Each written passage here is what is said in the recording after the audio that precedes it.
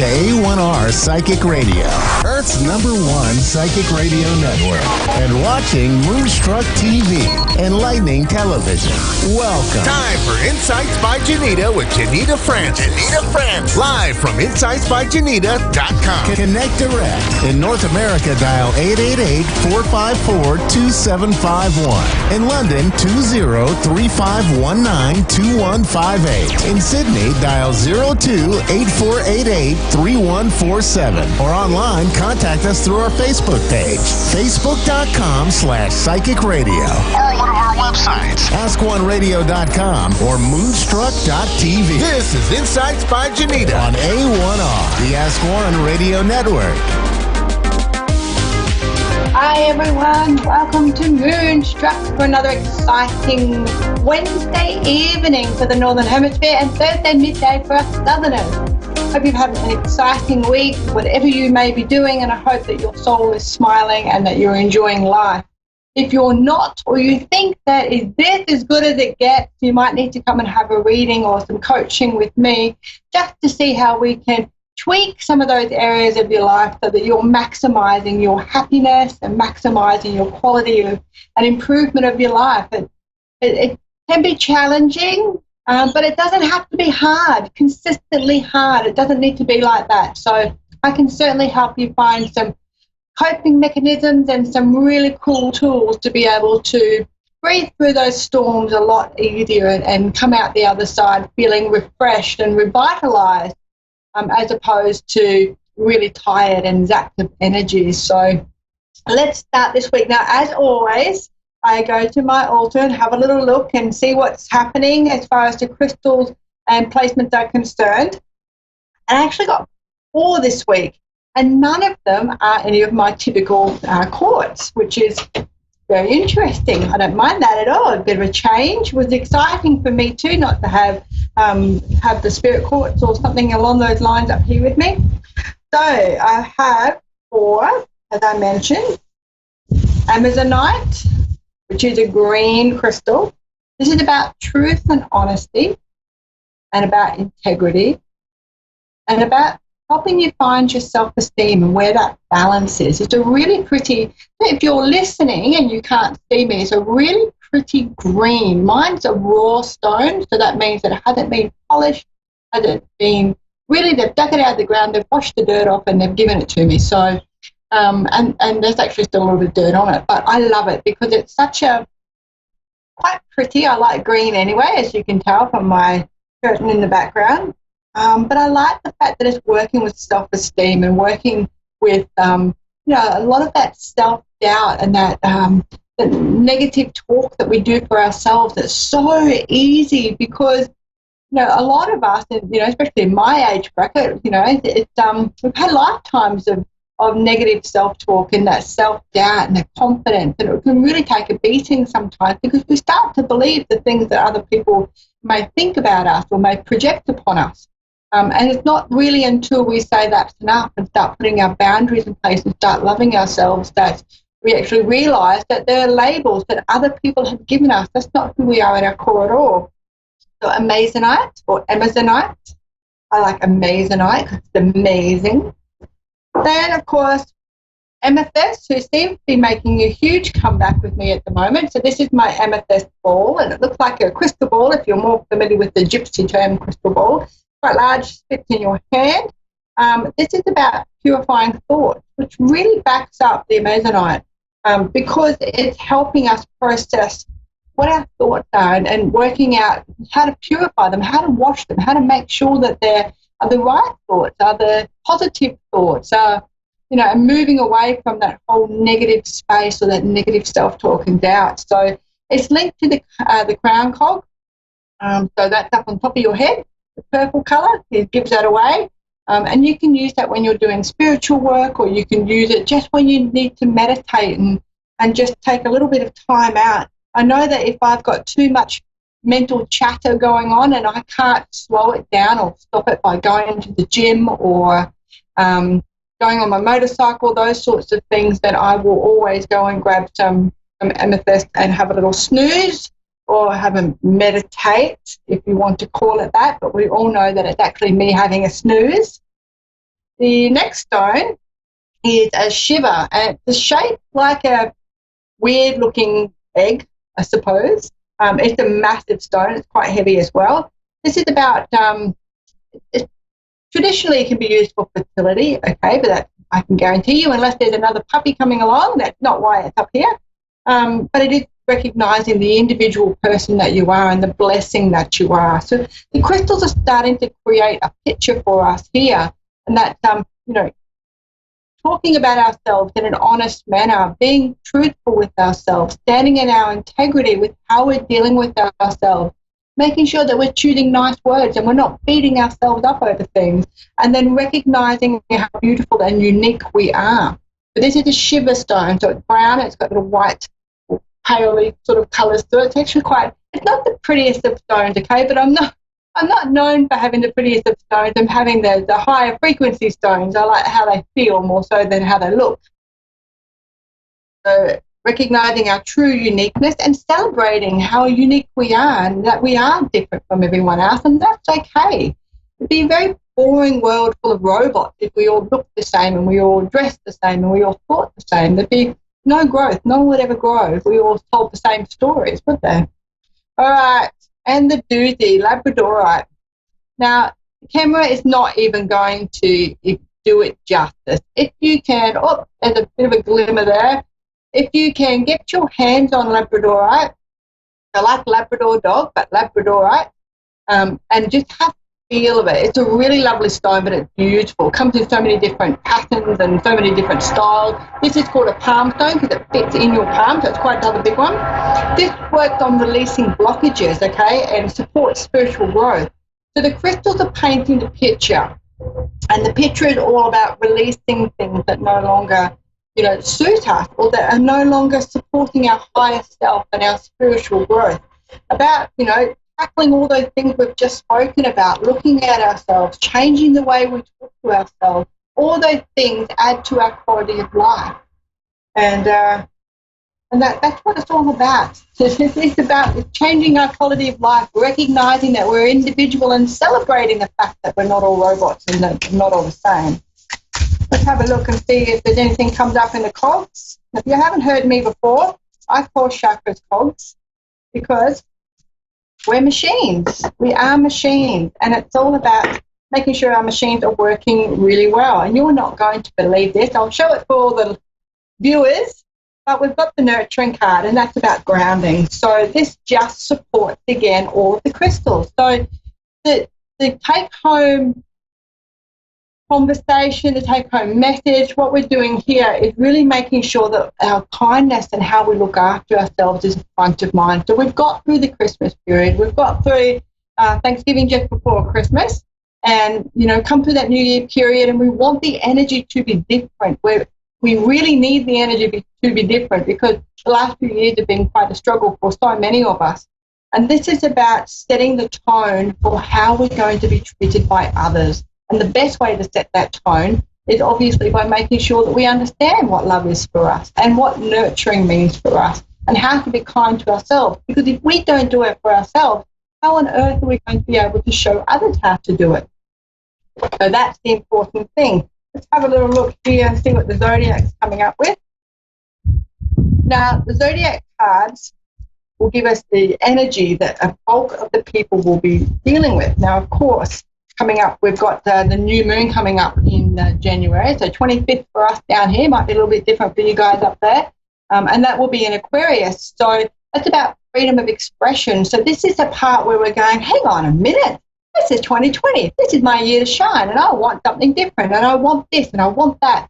And it's giving us that fuel along, okay? So it's really important that we break those habits of how we talk to ourselves and how we look at ourselves, to be able to get that new moon and that new intention. Without an intention being put into action, you will not get results. So I could sit here all day and say, oh, I want to win the lotto. Oh, I want to have more money. Oh, but unless I actually go out there and buy a lotto ticket and do that action to give the universe an opportunity to bring that result to me, I'm not going to win the lotto. If I sit here and never buy a lotto ticket, it will never happen, no matter how many times I try to manifest it. Someone might give me some of their money, but it's not going to be my lotto win because I haven't created the action.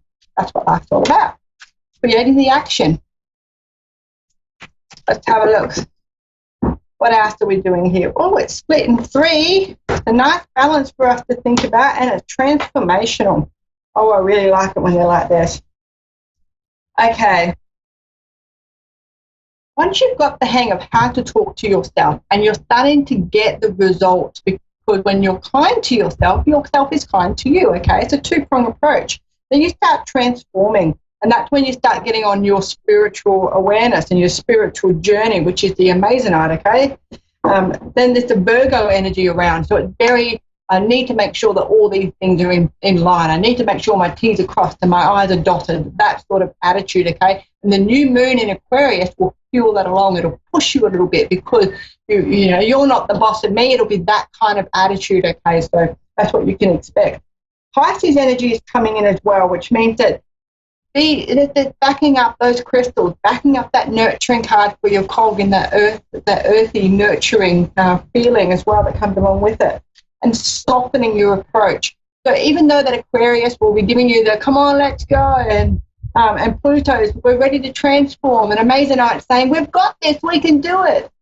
You've also got to be kind and compassionate to yourself while those results are coming through for you, okay? Otherwise, you will give up. And when you give up, you put that intent out there and you do that action, but then you don't have the belief in that action, and the results won't come. It is very, sounds tricky, but it's not. If you're not doing the work, you won't reap the rewards. It's very, very cut and dry like that, I suppose you could say. All right, let's get these off to the side. And we'll see if we can take a caller. Oh, we've got Shauna from Elizabethtown in Kentucky. Hello, Shauna. Hi, how are you? I'm good, and yourself? Decent. Right, what can I do for you, Shauna? I was hoping that we could, I kind of would like to be able to connect with my brother. The 19th made 2 years that he had passed.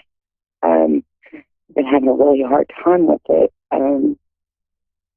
You know, just answers and questions, you know. But just like whatever you're drawn to for me. Okay. Been a hard road. Do you get, are you getting pain in your right arm? I feel like it could be, when I start getting things like this, it could sometimes be symbolic. So they want me to know that you're hanging on to things, and that's why my arms are hurting. So do you actually get the physical pain, or is this being symbology for me? Well, both. I mean, it's mental and physical sometimes where, I mean, I hurt. Like, okay. What was your brother's name? Ernie. What was your brother's name, sorry? Ernie. Ernie. Okay.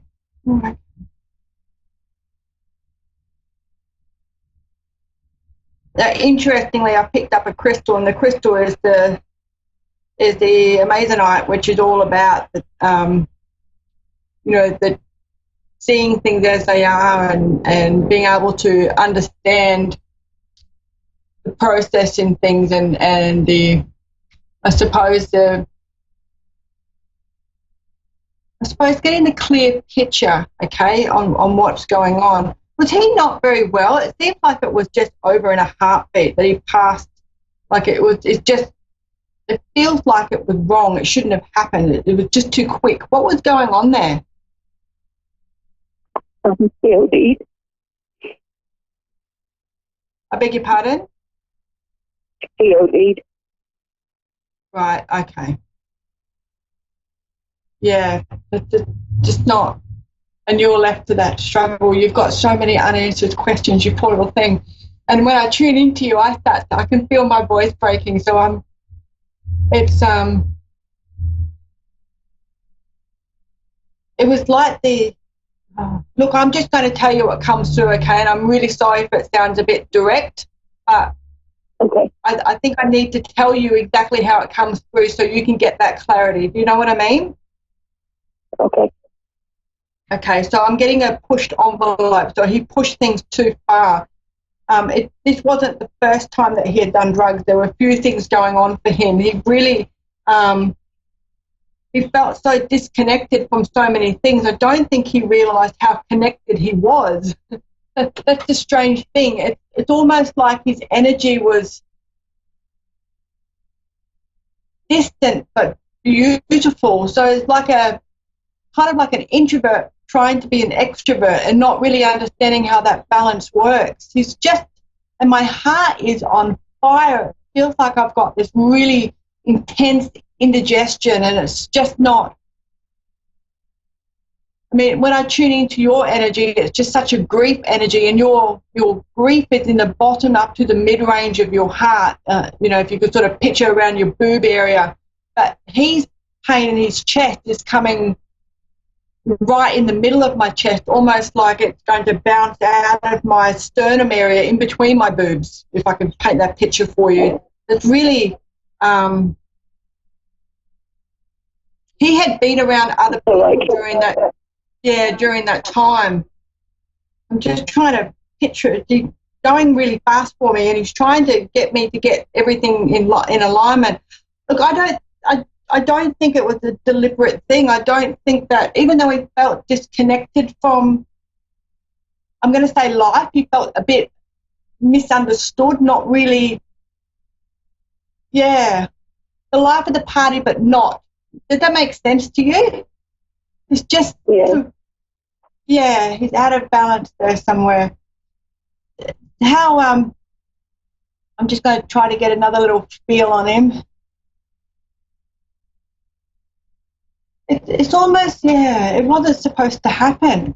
And he knows that it wasn't supposed to happen. When people pass away, they let go of all of the human stuff, okay? So don't feel that he's in any anguish or in any pain or he's been punished or anything crazy like that. That is not how it works, okay? They pass and they release all that burden. They become light, okay? Physically, mentally, and emotionally light.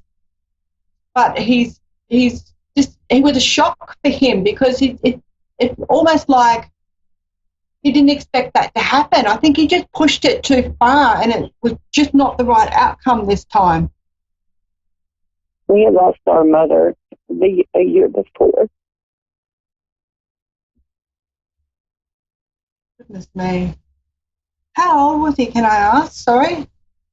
He feels like older than what his body is. I don't know whether he was youngish or just young-minded. Just, not childish, okay? I don't mean that, but childlike, playful, not really. It just doesn't, There's a lot of contradictions about your brother, I have to say, in nice ways, though. You know, just when you think you've understood him, he pulls something out of the bag, and he's rushing from one thing to another, trying to show me a whole bunch of things that he was doing and that he had on the hop, and that, just so he could paint the picture so you know that it was him coming through. But his mind is blown. He's showing, I don't know if you can see me, but I'm doing that jazz hand out of my brain because I don't think he had any idea that this was going to be the outcome at all. He just pushed it too far. Have you got something, you've got a picture of him just inside the hallway, just inside the front door or something? Have you got some picture there of him?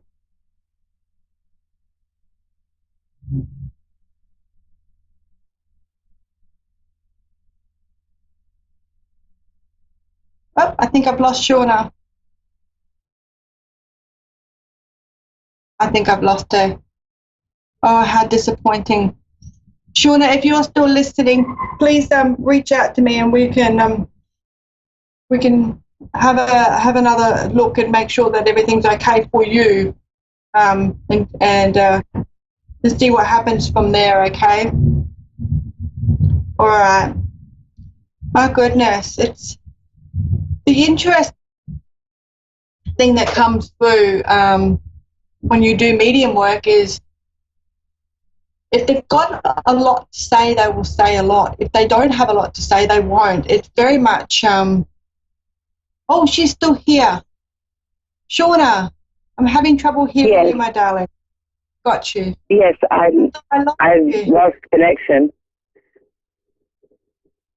Oh, dear. Okay. All right. We might swap from your brother to you just for a little while, because you really, do you understand now that he didn't see that this was coming and that there's nothing that anyone could have done to prevent this? Do you understand that part? Yes. Yes. Yeah. Okay. Just have you got a? We had a fuss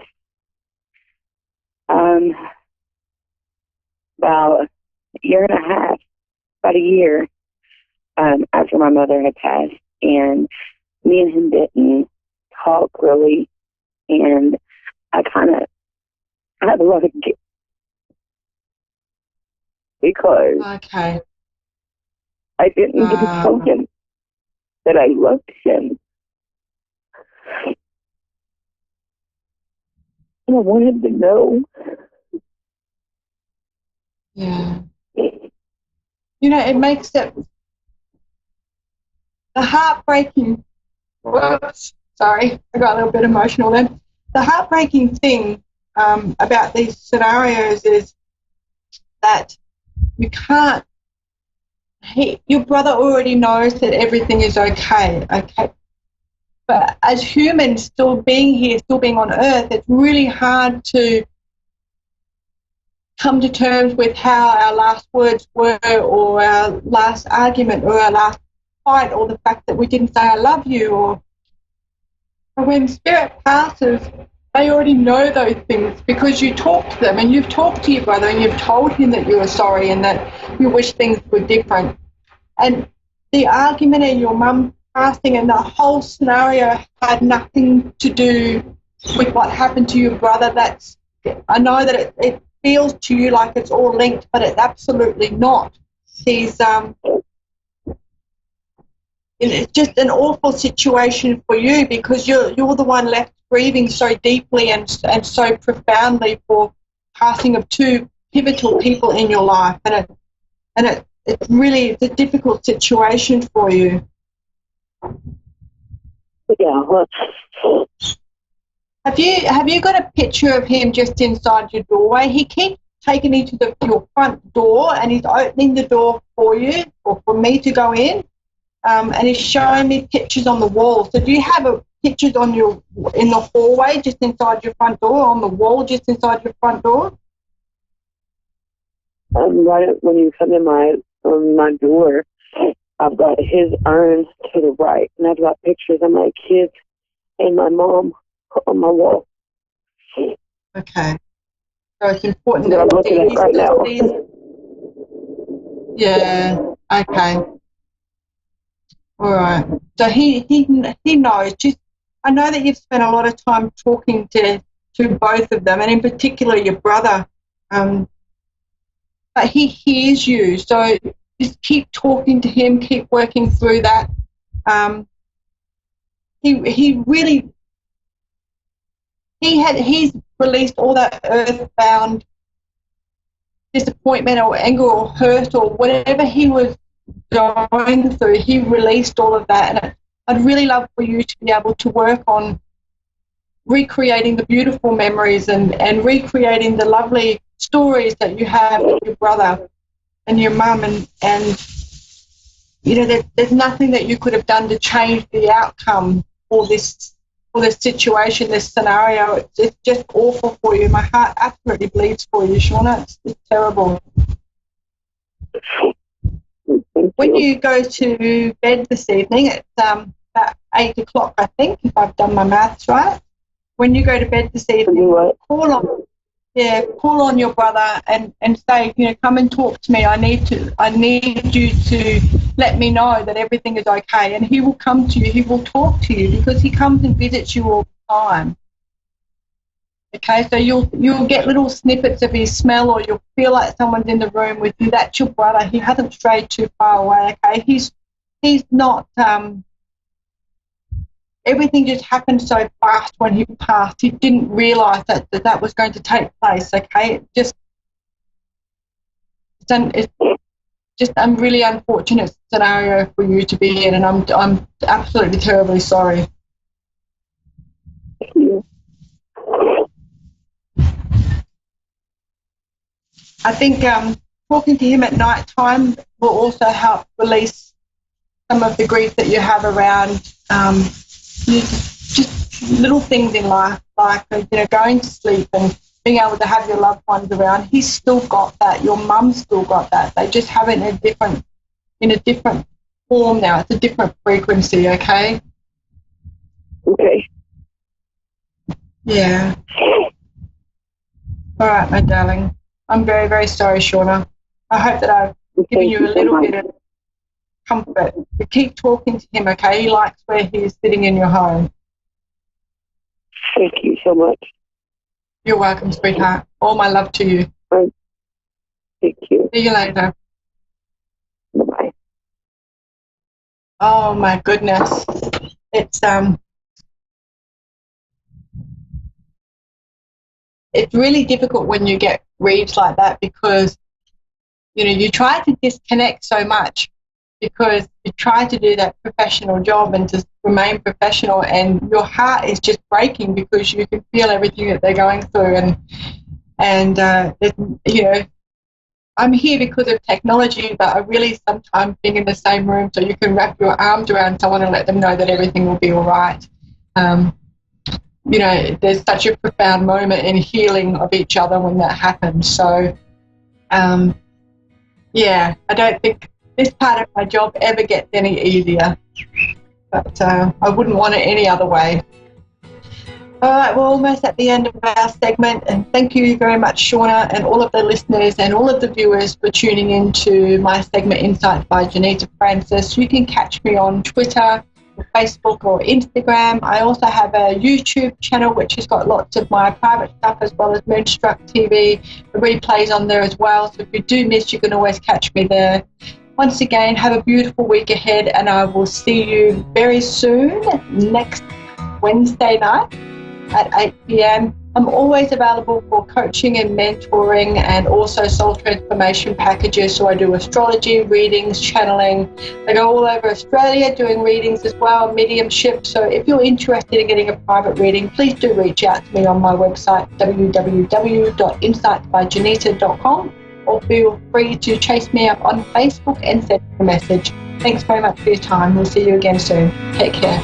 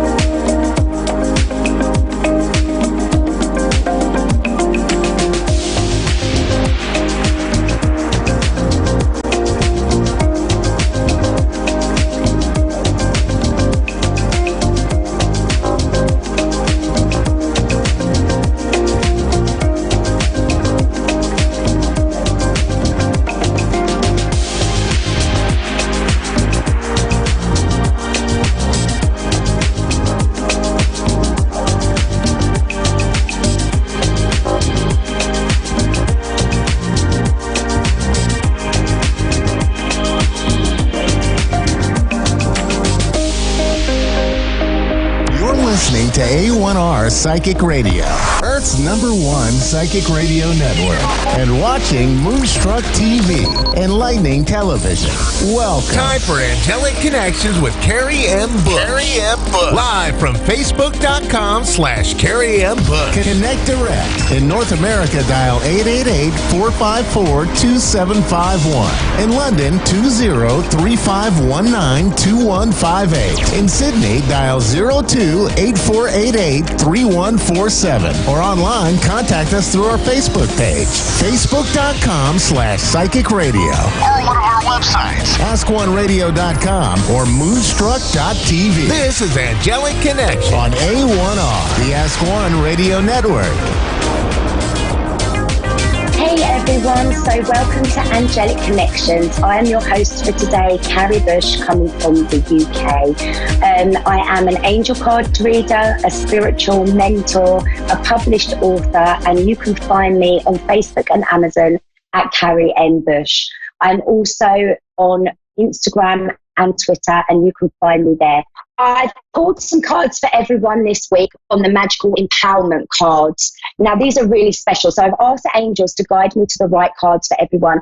So if you can choose a number that you're drawn to, number 1, number 2, or number 3, I will read your special message from the angels at the end of my show. So just literally go to the number you're drawn to, the number that comes into your mind straight away. That will be the one for you. Now, I've also pulled a card for the week ahead, and this is a manifestation card. Now, I love this. This is so powerful in our first full week of 2020. So this is saying your dreams have untold energy. Open the door and let them live. Desire and belief are your power. So this card tells us all that manifestation is so high, which in 2020, it is all about the instant manifestation.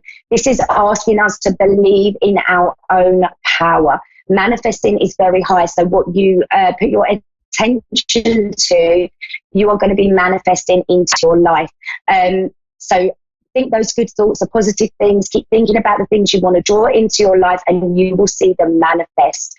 This is just a reminder that, you know, how powerful we are. We are the creators. We are the creators of our own life.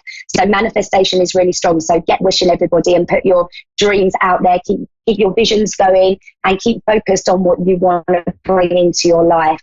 So as I say, this is our first full week of 2020. So happy New Year to everybody.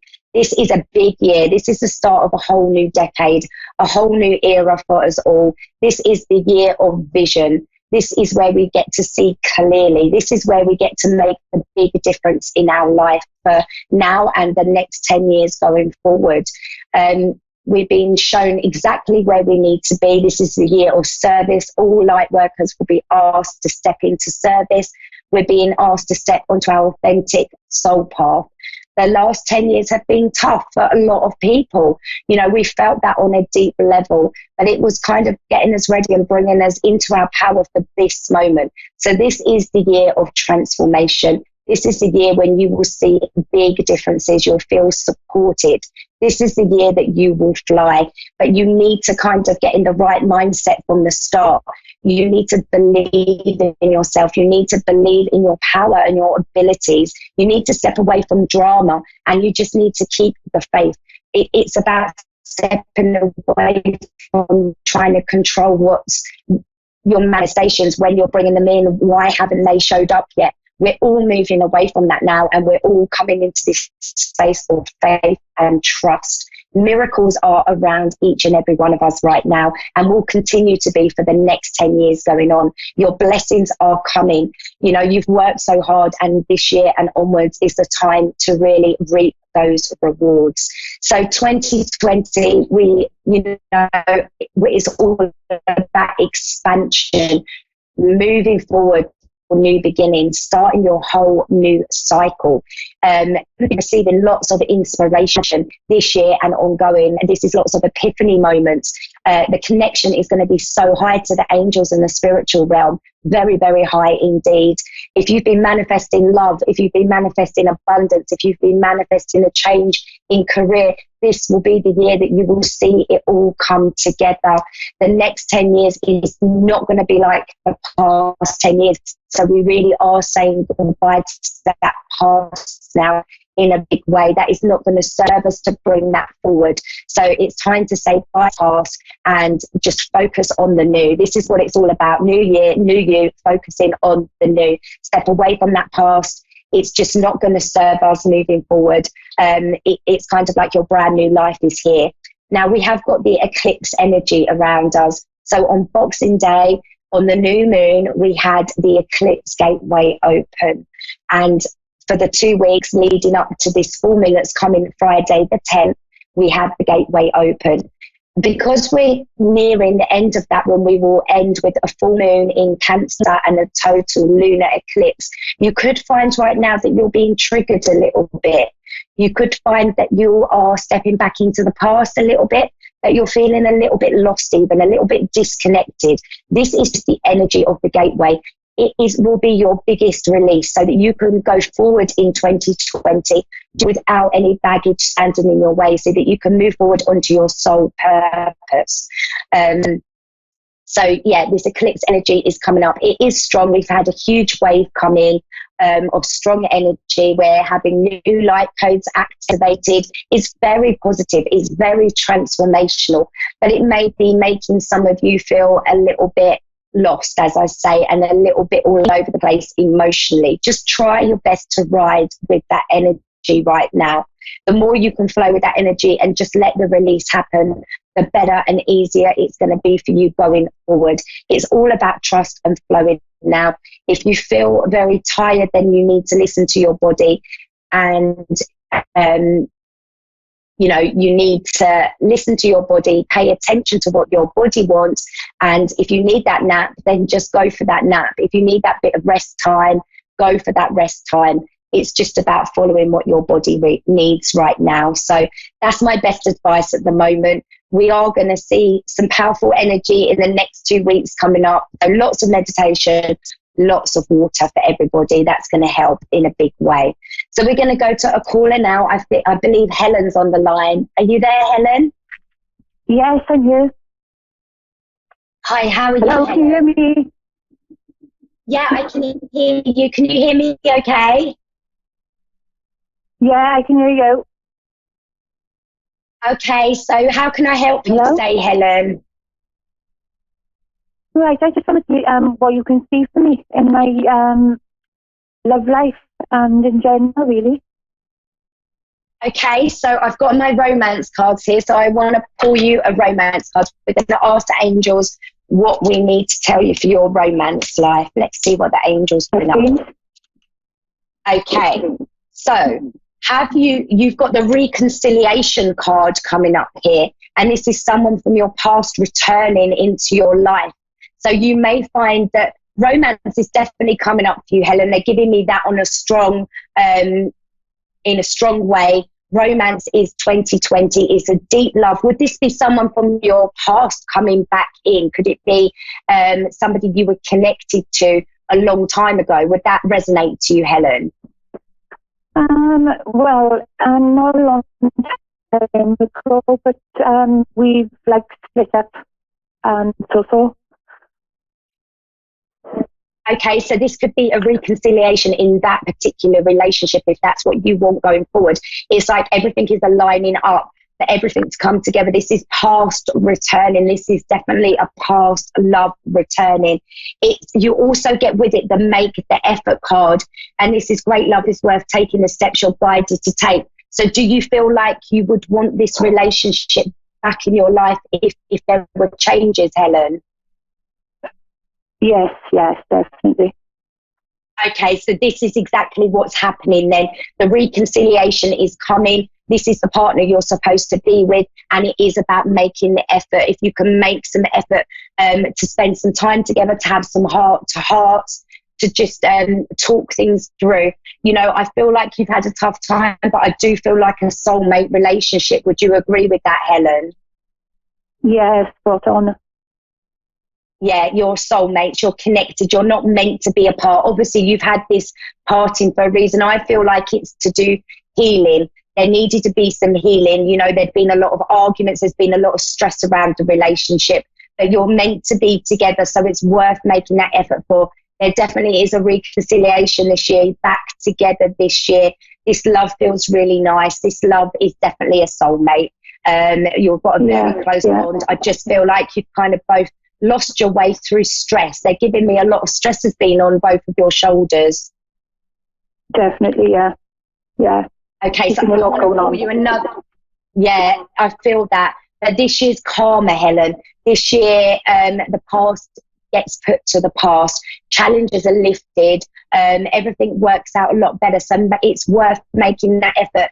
If you can go on some date nights, maybe have some time to have some heart-to-hearts to talk things through. I feel like your partner feels exactly the same. He can't be, you know, your partner doesn't want to be without you. But it's just working through these problems, asking the angels as well, calling in Archangel Shamuel. That is the angel, the powerful angel to call in with any issues around your love life. I want to just call you another card. I want to call you the Mermaid card to expand on this a little bit more. Okay. So your card here, Helen, is time to move on. And it's time to let go of the old and warm so the new can come in. So this is about stepping away from the past, really, letting go of any past challenges, any past stress, letting go of that so the new can come in. They're definitely giving me a reconciliation. It's definitely worth making the effort in this relationship. And you are going to see the changes that you've been hoping for and wishing for. So it's kind of like it's just been a very, very tough time, and it's time for those challenges to come to the end. Yeah, Did you spend Christmas together? It's showing that he does still feel the same way about me, yeah. Yeah. I definitely getting that really strong. It is a soulmate relationship, but you've needed this break for healing. Was it your partner in particular who has been struggling with a lot of stress? Yeah, he's been probably worse than me. He's trying to sort himself out. He's got a couple of issues. So it's been it's a long road, you know.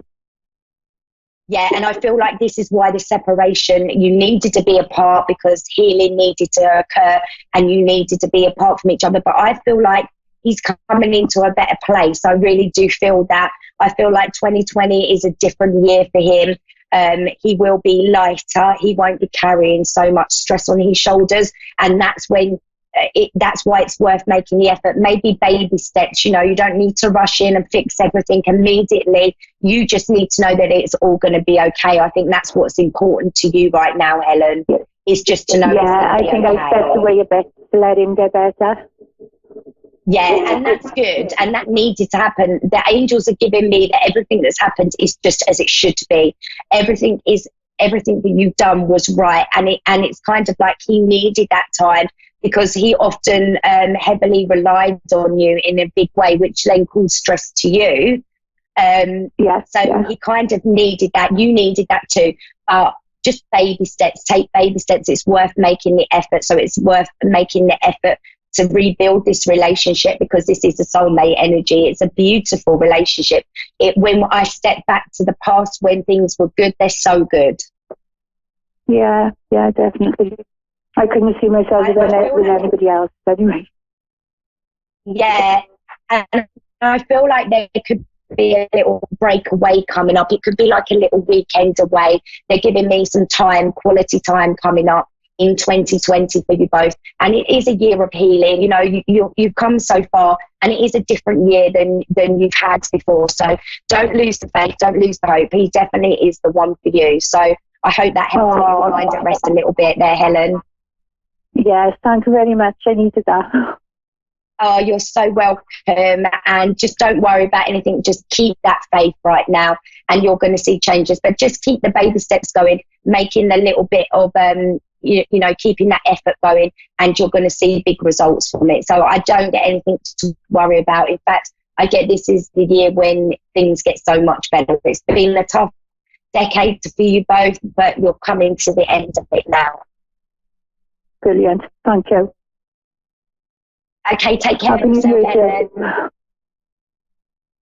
And you, bye. Bye. So this is kind of where we all are right now. It is about creating our magical lives. More than anything right now, it's about keeping the faith, remembering you are source energy and the angels are there for all of us. But we need to ask, we need to give the angels the permission. They respect our free will in a big way. So we need to invite the angels in. We need to be asking for the help that we need to moving on. We don't need to feel powerless anymore. We can take back this power in 2020. This is such a big year of expansion for each and every one of us. So we need to start by trusting. We need to let go of fear. Fear will just keep us stuck. It will keep us in the place of worry. And because it's instant manifestation time, the more that we stay in a place of worry and fear, the more we are going to manifest that into our life.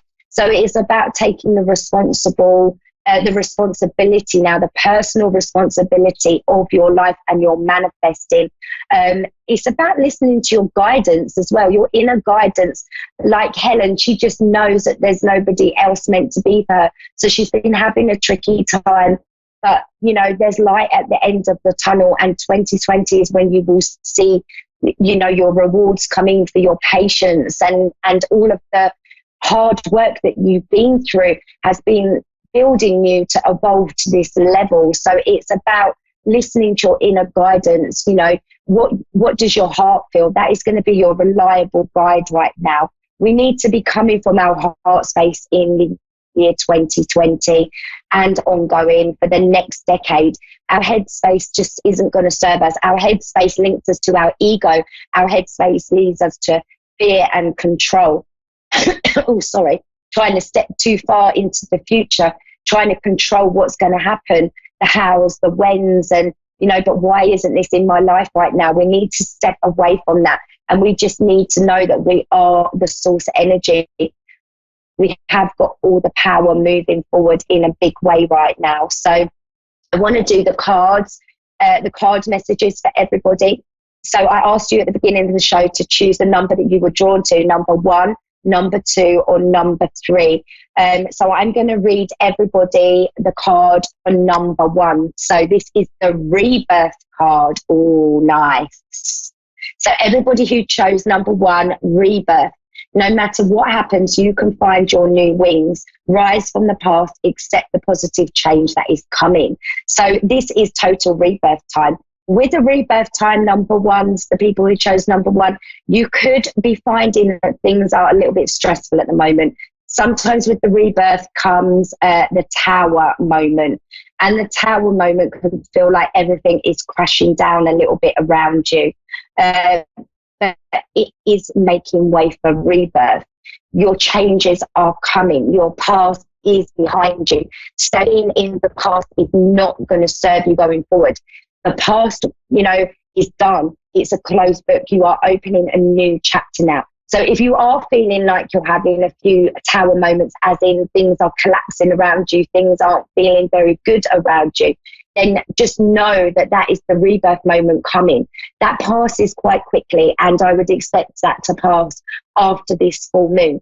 As I was saying in the beginning of the show, this full moon is so powerful for your final release. So if you haven't quite released everything of that past decade that's not going to serve you in 2019, and you brought it into 2020 with you, then this will be highlighting for you now. So it is well worth paying attention to what is showing up around you right now going forward, so that you can, you know, go forward to get this new beginning. This new cycle is going to be amazing. It's nothing like your past. It's so, so special. It's just complete new era altogether. So hang on in there. If you are feeling like, yeah, that sounds like me, things are feeling a bit uncomfortable, a bit tough, or I'm feeling a bit vulnerable, hang on in there, because that change is coming, and you are going to see that after this full moon on the 10th. So for anyone who chose the number 2, this is your message for number 2. happiness card. Immense delight can be found in the smallest of things. Cultivate fluttering moments of joy. So this is about taking yourself back to counting your blessings. Happiness is the best thing to be manifesting at the moment. Taking yourself away from your manifestations. So you've told the universe, the angels, source energy, you've stated what you want to manifest. It is already done. It is already out there. It is already in motion. The best thing that you can do right now is to just manifest happiness. So each day you're manifesting happiness and positivity, and the rest will follow. Happiness is the key to your manifestations, because when you're manifesting, you have to align to the vibration and the frequency of what you're bringing in. And to do that, it is via your feelings. So if you're bringing in love, for example, then you have to connect to the feeling. So that would be feeling love for everything around you, spreading the love, that kind of thing. But it all links to happiness, because when you're happy, you feel good. And when you feel good, you are in alignment. So remember that. Focus on happiness right now. Manifest happiness right now. Count your blessings. It may be a good time, it's a new year, to really focus on your gratitude journal right now. That is going to keep you in the moment. And it is about staying in the present moment when you're manifesting. If you jump too far ahead into the future, visualize your manifestation by all means. If you jump too far ahead, as in trying to control it, when it's going to come, putting a date and a time on it, that is when you lose alignment. So for everybody who chose number 2, keep your focus on manifesting happiness, positivity, and count your blessings. That is going to bring you into alignment. And then when you're in alignment, all your manifestations naturally come in. Sometimes the power is stepping away from your manifestation, not focusing on it, knowing it's already been done and it's coming in, and just keeping your focus on feeling good. So that's your message for everyone for number 2. I'm just going to have a sip of water. Right, for everybody who chose the number 3 card, your message is prosperity. Oh, nice. Focus on the positive and more good things will come. Give thanks for your blessings and they will multiply. Prosperity begins in the mind. So for everybody who chose number 3, get ready to see some abundance flow in. You need to be keeping positive around abundance and flow. We need to remember that money is only energy. That is all it is. If you align to the frequency of and the energy of money and get a good money mindset, then you are going to see a big flow of abundance around you. You really, really are. So this is about knowing that you are unlimited. You are source. You are completely unlimited. The only restrictions that we have around money is what we place on ourselves. So, when we were growing up, we may have been taught that, we have to work really, really hard to get what we want. We have to be lucky to get what we want. People who have a rich life, they're lucky, or they've had to work so hard. And that isn't true whatsoever. That is just a mindset. Money is energy. The universe knows no difference to £10 to £10 million. It really doesn't. It is just alignment and, expecting it. What you expect, you get in your life. So you will see that abundance around you, but you just need to work on your money mindset a little bit. You need to be expecting the money to come your way. You need to take away all attachment to money. If you are worrying about money and worrying how you're going to pay your bills, then straight away you are in a lack mindset. That is the frequency that you are putting out to the universe. And when you're in a lack mindset, that is what you'll manifest back, because it is instant manifestation in 2020. So you need to put the right mindset out to the universe, which is, I'm unlimited and money flows to me really easily. I'm rich and abundant. You looking at things and just going, I can buy that, I can do that, I can do anything because I'm unlimited.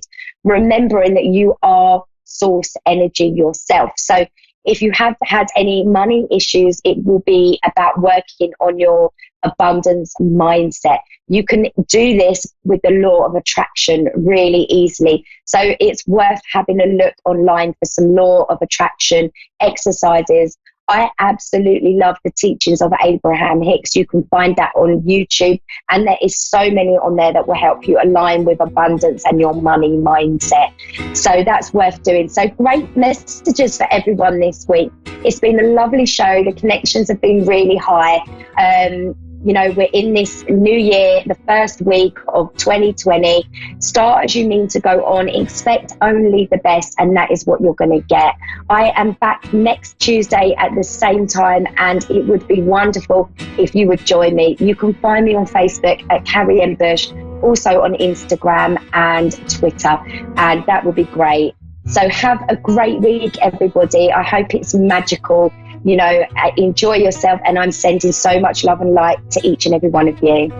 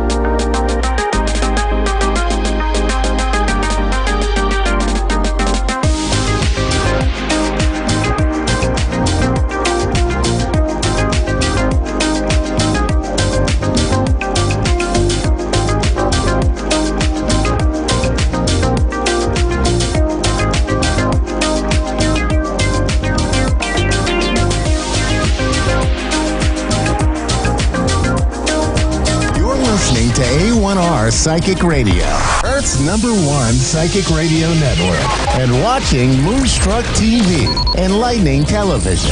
Welcome. Time for New York City Celebrity Psychic with Perry Lyons. Perry Lyons. Live from PerryLyonsBrilliance.wixsite.com/Perry Lyons. Connect direct. In North America, dial 888-454-2751.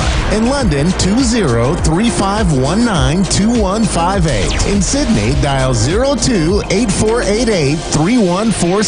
Or online, contact us through our Facebook page, facebook.com/psychic radio. Or one of our websites, askoneradio.com or moonstruck.tv. This is New York City Celebrity Psychic on A1R, the Ask One Radio Network. Hey, cats and kittens. It's Perry Lyons, New York City Celebrity Psychic, and I'm very glad to be here. So it's been a rough week for a lot of people. I hope it hasn't been for you.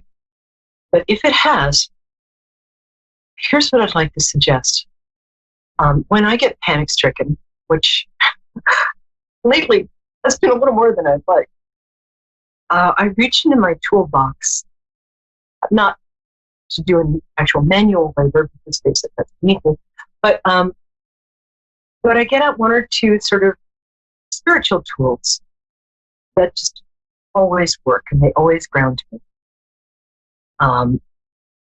Unless I can find the gin, in which case I just skip that. No, kidding. Sort of. So today's tool for getting you out of panic is very simple. You hear a lot about gratitude. I've heard so much about gratitude that it sort of bounces off me, like overdone chicken dumplings off the uvula. But I've learned to sort of hack gratitude. This is what I do. First, I think of what relief feels like.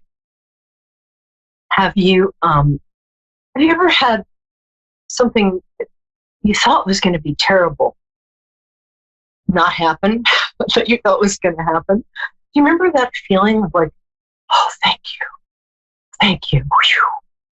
So for me, I think about a time when I felt kind of relieved.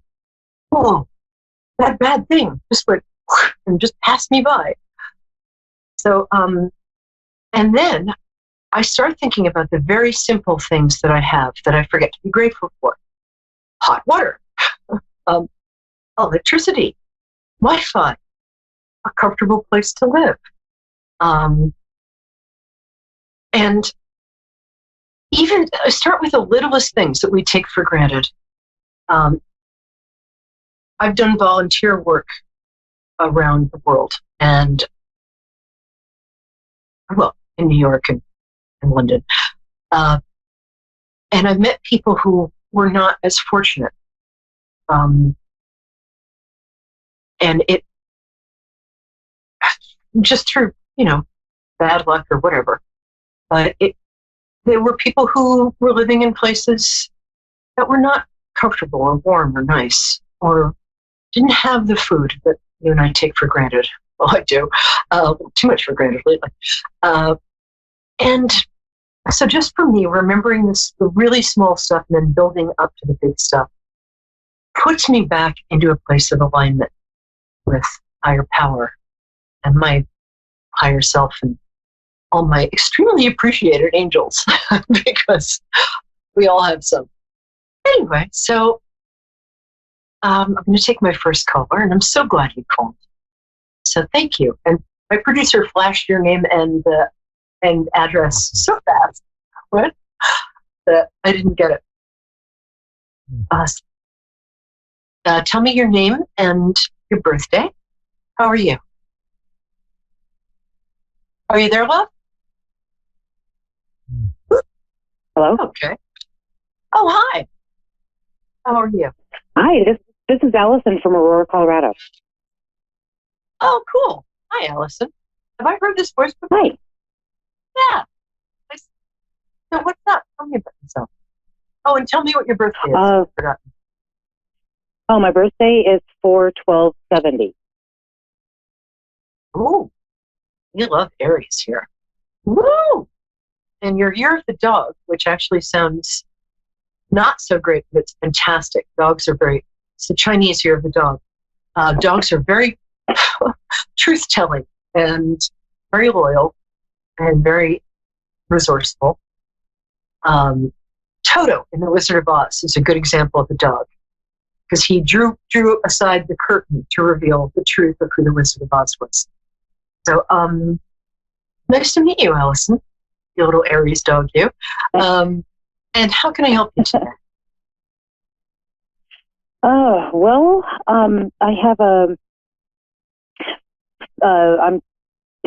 we have custody of our granddaughter, and I just want to, make sure that, everything's going to go good with that, and we're going to continue to be able to keep her and protect her. And what's her first name? Is it 3 syllables? A little old-fashioned? It's actually Mary Elizabeth. Oh, okay. Sorry about getting the syllables wrong in the first one. Yeah, I got a very classic name. So, and is she 7? No, she's 4. Oh, okay. All right. Sorry, I'm a little scrambled today. She might be tall for her age. So this is about not whether she's going through a health crisis, but whether she's going to be able to live with you. Is that correct? Yeah, well, we do have custody of her, and we would adopt her. Speak up a little, darling. I forgot to put my headphones in. That's dumb. Okay, just speak up. Say it one more time. Oh, I said we have custody of her, but we would like to try to adopt her, and I'm wondering if that is, a good way to go, something that we should do. Yes. It is, because the situation, she's your daughter's child? Yes. Yeah. And I'm sorry, your daughter is in a very hard time, and I don't see her coming back from that anytime soon. Okay.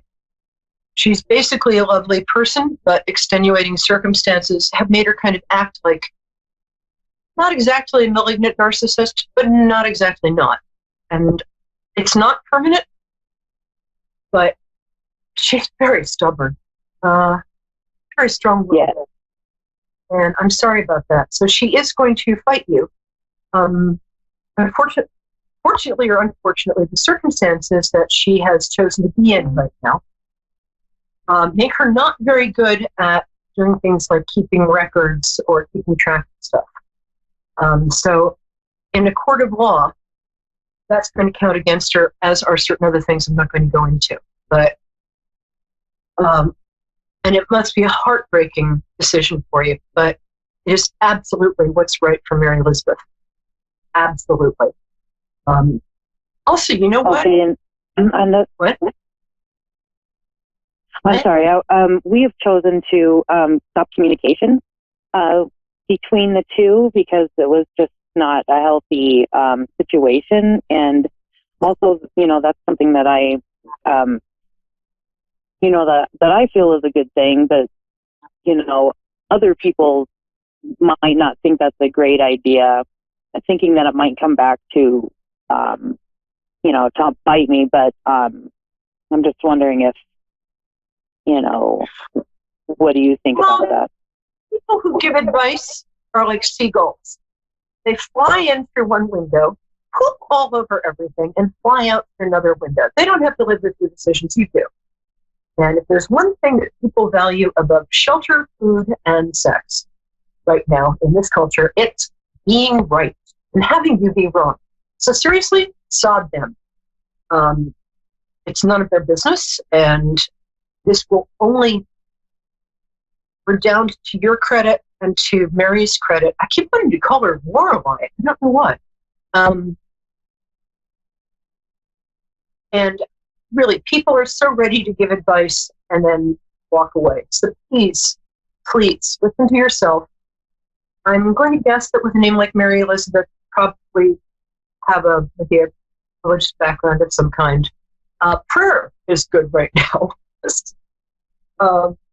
When I'm in situations with children or with my mom, I will just sit down and ask the Virgin Mary for help. I mean, it doesn't matter what religion you are. She works. But the main thing is that in a court of law, you are going to win. It is absolutely the best thing because there's an escalating cycle here that you can't see. Well, I think you very much intuit it, but there's going to be an escalating cycle of danger and violence. And I'm sorry about that. I'm sorry that your daughter, who is basically a lovely person, is making such bad choices right now. But her daughter should have to pay for her choices. So yes. Has Mary suddenly started to need glasses or manifested something physically? No, she's actually really ill right now with the flu. Oh, okay, that's what I'm getting. She'll be okay. Really keep an eye on her though, because it hits kids very hard. She's going to be fine, but try to take a deep breath. Oddly, you have a lot of sort of ancestral support. When I see you, I see a lot of like ancestors around you, and you had some badass ancestors. Really strong women. Oh yeah. Oh yeah. And you are it's a long line of strong women for sure. Yes, really strong in every circumstance. And that's your DNA, Carolyn. So you're going to win this, and she's going to be okay. Nice. Later on, in 5 or 6 years, when her mother gets herself straightened out, talk then. But right now, it's nobody's business but yours, and you're doing the right thing. You really are. So I hope that helps. It does. Thank you. Is there anything else you need to know? Yes. We do have a business, and we're having some tax issues, and I just wondered, if you can feel anything about that. Yeah. I think you might be dealing with the same accountant that you've used or the same system you've used. Get a new system. Do it now. Or get a new accountant. Get somebody young, hungry, and not overly scrupulous, frankly. I didn't mean that. But there are some tax breaks and deductions you don't know about right now. So I'm sorry with everything else on your plate to say you might want to look around to find a very proactive person to work with in that way. But You're going to be okay. It's not going to be more than you can handle, and you're going to get quite a sizable refund. This, okay, good. Well, as much as I can. Awesome. All right, Miller. Well, you will, and let me know how stuff turns out. I'm going to keep. I will. Thank you so much. It's been a pleasure speaking to you. It's been a pleasure speaking to you, too. You have a lovely energy and a beautiful speaking voice. So thank you. I really think everything's going to work out even better than you can imagine. And it's lovely that you're saving Mary. So call back. So much. Let me know how you are. That. I sure will. Thank you, Barry. Hi, now we have Jackie in Rochester. I love Rochester. Hi. I love the name Jackie. Hi, how are you? I'm well. How are you guys? I'm good. Thank you for asking. So I'm going to ask you for your birthday. So that's because that's how I connect. So 9/26/83. Oh gosh, you're a baby. 9/26 is and in Libra, right? Yeah. Yep. 83. Hold on. 71. Oh, your year of the boar. BOAR. So you're somebody who loves. You really appreciate beauty. You love physical luxury. You were born to be rich, basically. So go be rich and then come back and tip me. So sounds good. I'm hopeful. That's your Chinese astrological year. So how can I help you, darling? Been actually going through some pretty serious career changes at the moment. The last few years have been hectic as far as going through a divorce and making a career change now. And I guess I was just seeing what you see for my future.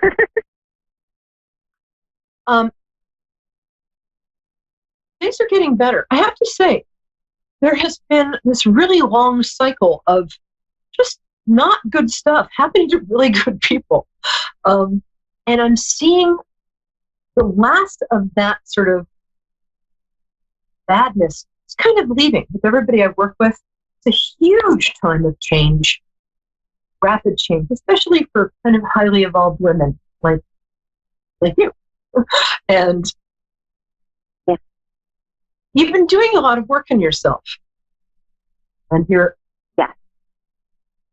you occasionally get handed a sign of reassurance from above that is really almost so specific that you don't want to talk about it because people might think you're weird.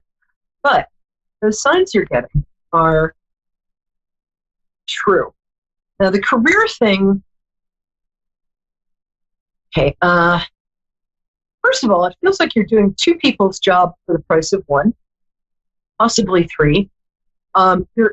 You're also leading or managing without getting the dignity of that title. Is that correct? Yeah, that's actually what was going on in my current situation. And then, they're giving out Christmas bonus, and I was blessed with getting laid off. So. Oh no. Yeah, and they did end up hiring 3 people to replace my position.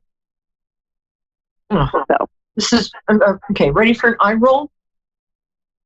Yeah. Oh my God.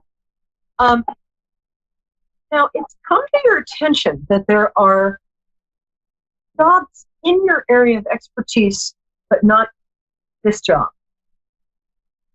And it might be a good time to start laying sort of groundwork for going elsewhere, because unless this person you report to, I'm not sure if this is a boss, it feels more like, I don't know, a human resource? I don't know, it's somebody you report to, but this person doesn't feel like a boss because this person doesn't take any responsibility. So it feels like there's sort of one person that's really the problem. Is that the case? Yeah. Well, since legally I'm not allowed to tell you to take a contract out of them, and I wouldn't anyway, but I really don't like this person to tell you.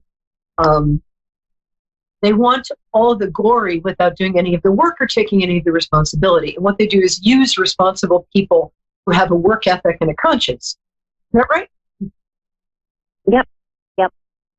Sorry. Yeah, that's kind of how everything kind of came to a head. I realized that was happening and tried to have a conversation with this person. Then the next conversation I had with them was them letting me go. Yeah. Oh, they're letting you go? Did they say that? Yeah, that happened. Oh, sod them. I hope you're getting unemployment. I would think about... They're fighting that. That's part of my question. They're fighting that too, and so I'm fighting that as well. But it's been a rough couple of weeks. Because it sounds like you're being discriminated against for some reason. Might be that you're female, might be that you're not 22, might be there are a number of reasons. But I'm smelling discrimination here, and if they're going to try to screw you over for your unemployment, you can either. I just found something called Legal Zoom, which you can join for like $50 a month. I'm not recommending it, but I might dive in there. Or you might want to just call a couple of lawyers and bounce this off them. Because this really feels like they have not been crafty about this. So if you want to take this to the next level, I think you can. At the very least, you need to get your unemployment, because there's a better job waiting for you that has more of your personality and what you love doing in it. Uh-huh. And it's in a commutable distance. It might be a similar job in a different field. I'm not sure what field you're in now. feels like some sort of form of supply, but I'm not sure if it's medical. Help me out here. Yeah, no, I was working in the medical field. Oh, okay. A medical what? I was working in the medical field, so yeah, I was managing medical practice. Yeah, that's what I meant. Supply and tech to me are the same thing because it's a anyway. Honestly, because you have a great manner and you're very attractive, in the meantime, you might want to approach some local med spas because they pay quite well. You know what you're doing, and they're used to completely incompetent office managers. So that's my interim suggestion. And I'm not sure where I'm getting that, but that feels, I don't want you to dismiss it as frivolous. I think you could make more money and have a better time. And if you're saying, well, I'm not attractive enough, I'm telling you, you are. And also, I have friends who own these places, and they're desperate for good people. So that might be one option in the interim. Another option is to tell people you're looking for a job. And I'm sorry you don't have more support here. Would you like to talk a bit about your romantic life? Sure. It's kind of been non-existent. Not a lot to talk about. Or were you saying there's kind of been non-existent since my... What? There will be something to talk about if you're saying there isn't right now. Yeah, there hasn't been for a little while. Well, that's okay. There hasn't been, you're saying. Okay. That's fine. I'm seeing the same thing with a lot of people, and I'm also seeing changes coming up. Is there any community thing you can do, like any community thing at all you can get involved with while you have a little time? Volunteer work? Yeah. Church? Synagogue? Yeah. I would do that because thinking about what you want in a partner and then figuring out where that person would be are two really easy things that almost nobody does. So, as my mother used to say, if you go to bars, you'll just meet men who hang out in bars. And that's not you anyway. You're not a bar person. No. But I think, getting involved in either volunteer work or community work, this is what I'm really strongly getting from your guides, my guides. You're a good cook too, aren't you? Yeah. I like to think so, people tell me. Well, I'm telling you too. It goes in with you have a very nurturing personality. So what I'd like you to do is, see if you can find a potluck dinner. Get in touch with old friends you might have lost touch with. Tell everybody on Earth that you're looking for a job and that you will cook them dinner in exchange for a recommendation that works out. And I want you to be physically out in the world because right now it's a very good time for you to do that. You'll get your confidence back because people really like you. You're really trustworthy. And you're good. And that's rare. I only get the best people calling in my show. The romantic stuff, you're going to meet somebody probably March or around your birthday. And I'm out of time, but will you let me know? I'm on Facebook, Perry Lyons, P-E-R-I, like Periwinkle, Lyons, L-Y-O-N-S, like the town in France. And let me know how you're doing, because things are about to get much better, and I'm not just saying it. So, are you good? Yes. All right. Great to have some good things to look forward to. Yeah, you can trust that. I would tell you if that wasn't happening. All right, cats and kittens, and Jackie, lovely to meet you, and the lovely person I talked to before. And so come back next week. Bring your friends at 9 p.m. Moonstruck TV, A1R Radio, and you'll be in my thoughts.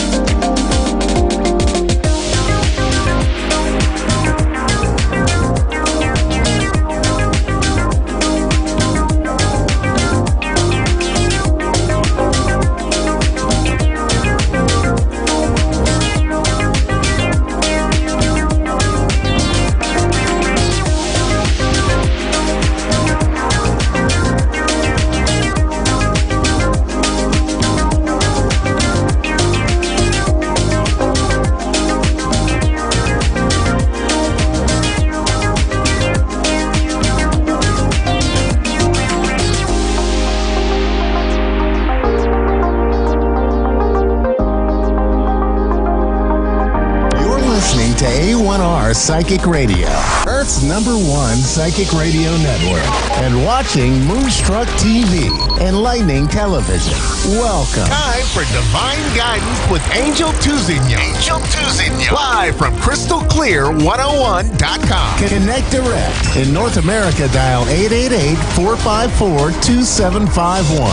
In London, 20-3519-2158. In Sydney, dial 02-8488-3147.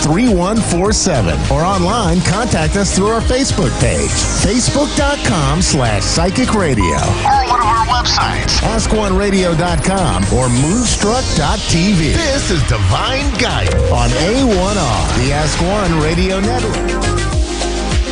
Hi, everyone. Welcome to Angel's Divine Guidance. Okay, so you can check me out on my Facebook page at Crystal Clear 101 Holistic Healing and Products. You can take a boo at my webpage, which is crystalclear101.com. You can text me at 306-261-4086. So now that we got that out of the way, because I tend to go a little over and push it to the end, we will get into the card that was pulled for the masses tonight, for all my fans, which is the forgiveness card. So with this card, it's just more saying we have to be a little more understanding and not so quick to judge. So we have to forgive ourselves if we do slip up, because we're only human. We all make mistakes. Okay? So I was woken up at 5 o'clock this morning being urged to sit and get stuff ready for the show today. And it turns out Abraham struck again, because I got my daily little blurb at 7 o'clock this morning and I just started running with it. So I'm going to dive right in. Okay, so basically today it's about talking about our feelings and being drawn to someone, okay? But you're annoyed because you think that they're telling you lies, fibs, whatever you want to call it, little white lies, untruths, okay? With that being said, I'm not saying that lying or little white lies or anything like that is okay. But just for conversation, let's try to look beyond the lies, the little white lies, the little tales we tell, okay? And let's focus upon that feeling. As empaths, we feel everything, okay? So people offer all kinds of words for all kinds of different reasons. Most lies are offered to try and keep things in alignment, or for us to keep control over what we cannot control. But let's look behind the motive of lying in most cases. All right. So it is usually a pretty honorable motive when people do it. Okay. I'm not saying everybody, but in the majority, when you dig a little deeper, you'll find out that they were meaning it in a good way. So let's look for all the parents out there. If you've ever had your child tell you a lie, okay, so it's usually because they want to be free to do what they want to do, and they don't want their parents to be upset or their friends to be upset about it. It's all about wanting to be in alignment and wanting to have control over their lives. They're experimenting. Their soul is leading their way. And as parents, sometimes we kind of rein them in and we prevent them from expressing who they truly are. Okay? So a lot of the times our physical ears have a hard time hearing this. Yep. That's right. Our ears don't listen too well. So you need to keep talking about what is honesty. Okay? Like we always say, just be honest to me. Just be honest. Okay? So knowing this, okay? I'm getting a download and they're taking me off track here. Even those who claim to be the most virtuous are not honest. But our vibrations always are. So our energy, what we feel in energy, is never going to lie to us. It's always going to guide us in the right direction. Okay? So I myself learned to trust my feelings. I'm learning to trust that little gut feeling. Okay? So a wise man once told me that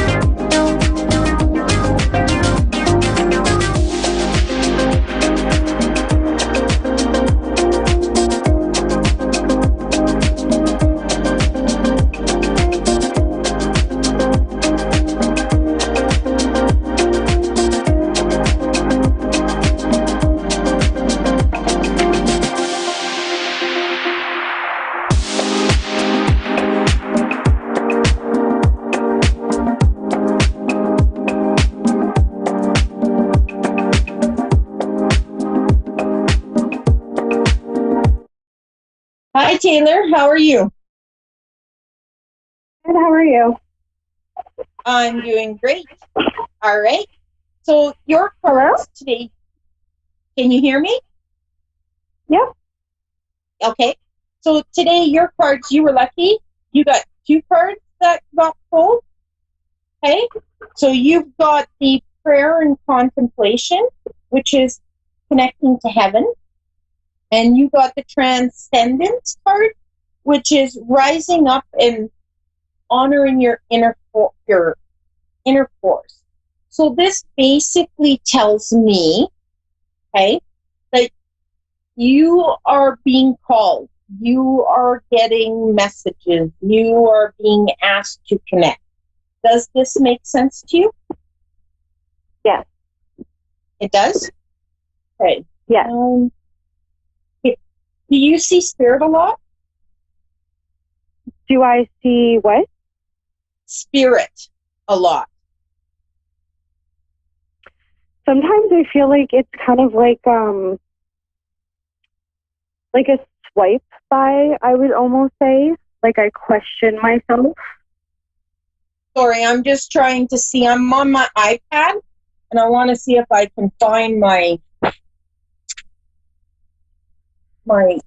thing for volume to put in. Nope, I can't. Let's just forget about it.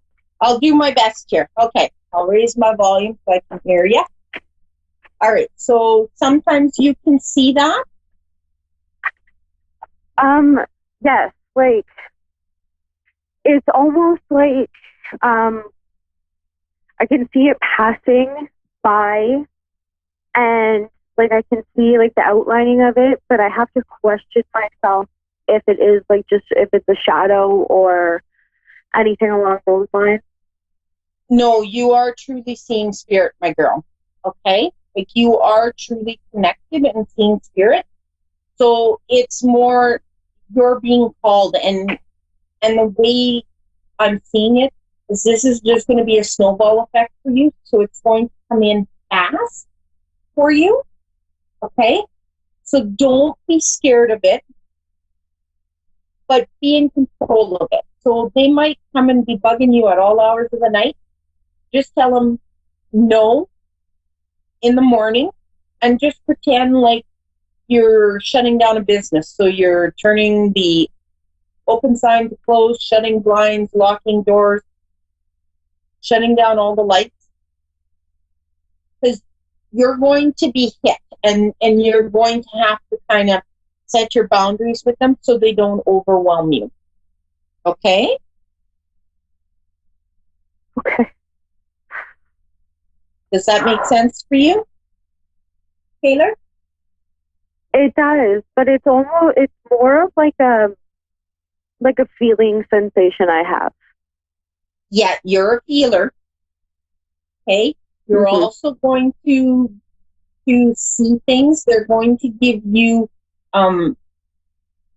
images. So it's going to be like all of a sudden it's going to be coming out of the corner of your eye, and you might see a rose, and you're going to, huh? Like it's going to be stuff like that they're going to be throwing at you. So when that happens, just go, when you see the rose, go with the first word that pops into your head, and don't overthink it. Okay? Because a lot of the time we start to overthink it, and then we get the interpretation wrong. So it's always go with the first thing that pops into your head, no matter how crazy it seems. Like if you see you're breaking up really bad. Okay, sorry. No, it's what okay. part didn't you get? What to do after seeing, like, if I see like a road as an example. Okay, so if you see a rose, and let's say you see a pink elephant, okay, know that it sounds ridiculous, but just look at it and sit back and ask yourself, what does the pink elephant mean to me? And that's going to be the message.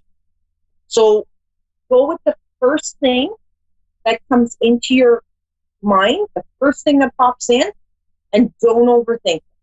All right? Okay.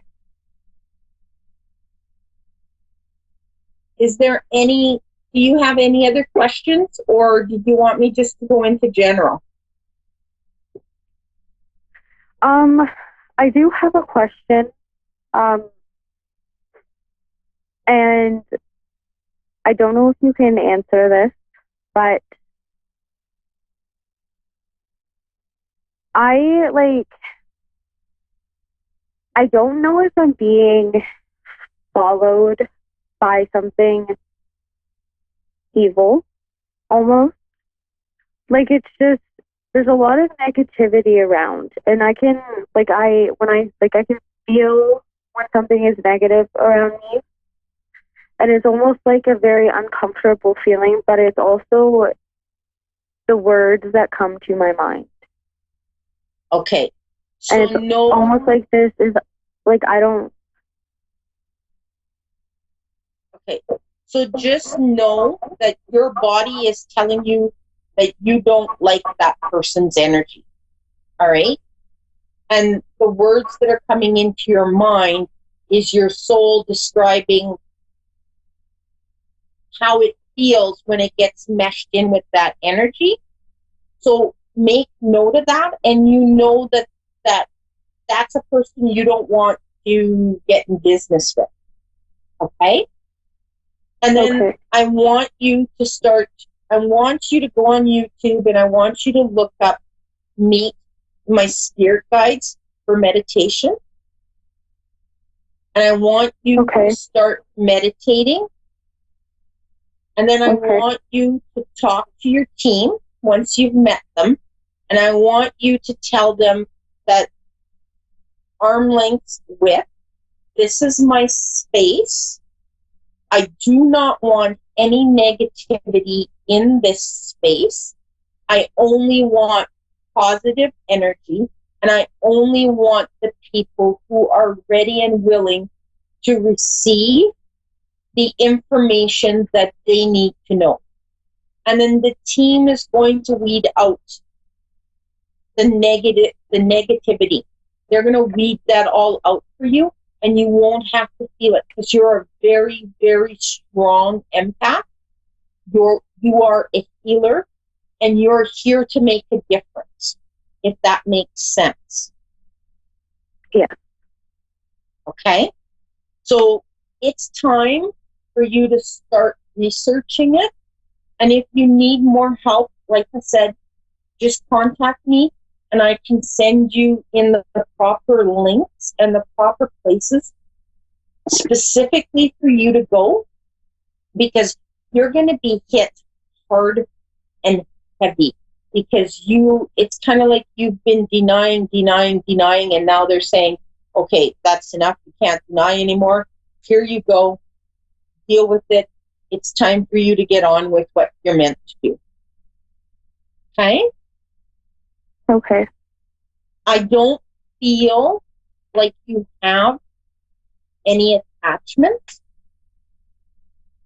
You can practice calling in Archangel Michael and Archangel Raphael. Yeah. And start using them. Okay. So Archangel Michael is an angel that can be everywhere and anywhere, and he can do everything that all the angels do. Okay. And then you have Raphael, they all can do protection, but Raphael is more one for healing. Okay.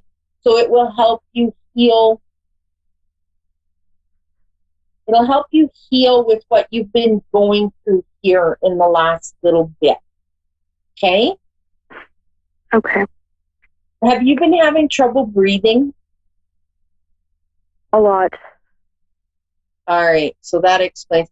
Yesterday, I couldn't figure out for the life of me why I felt like I was having an asthma attack.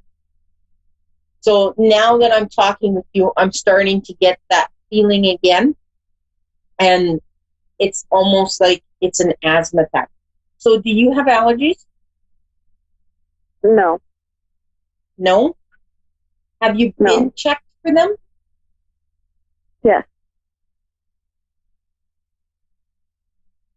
Well, if I was you, I would get the breathing checked out, because it's not, it doesn't, to me, it feels more like asthma.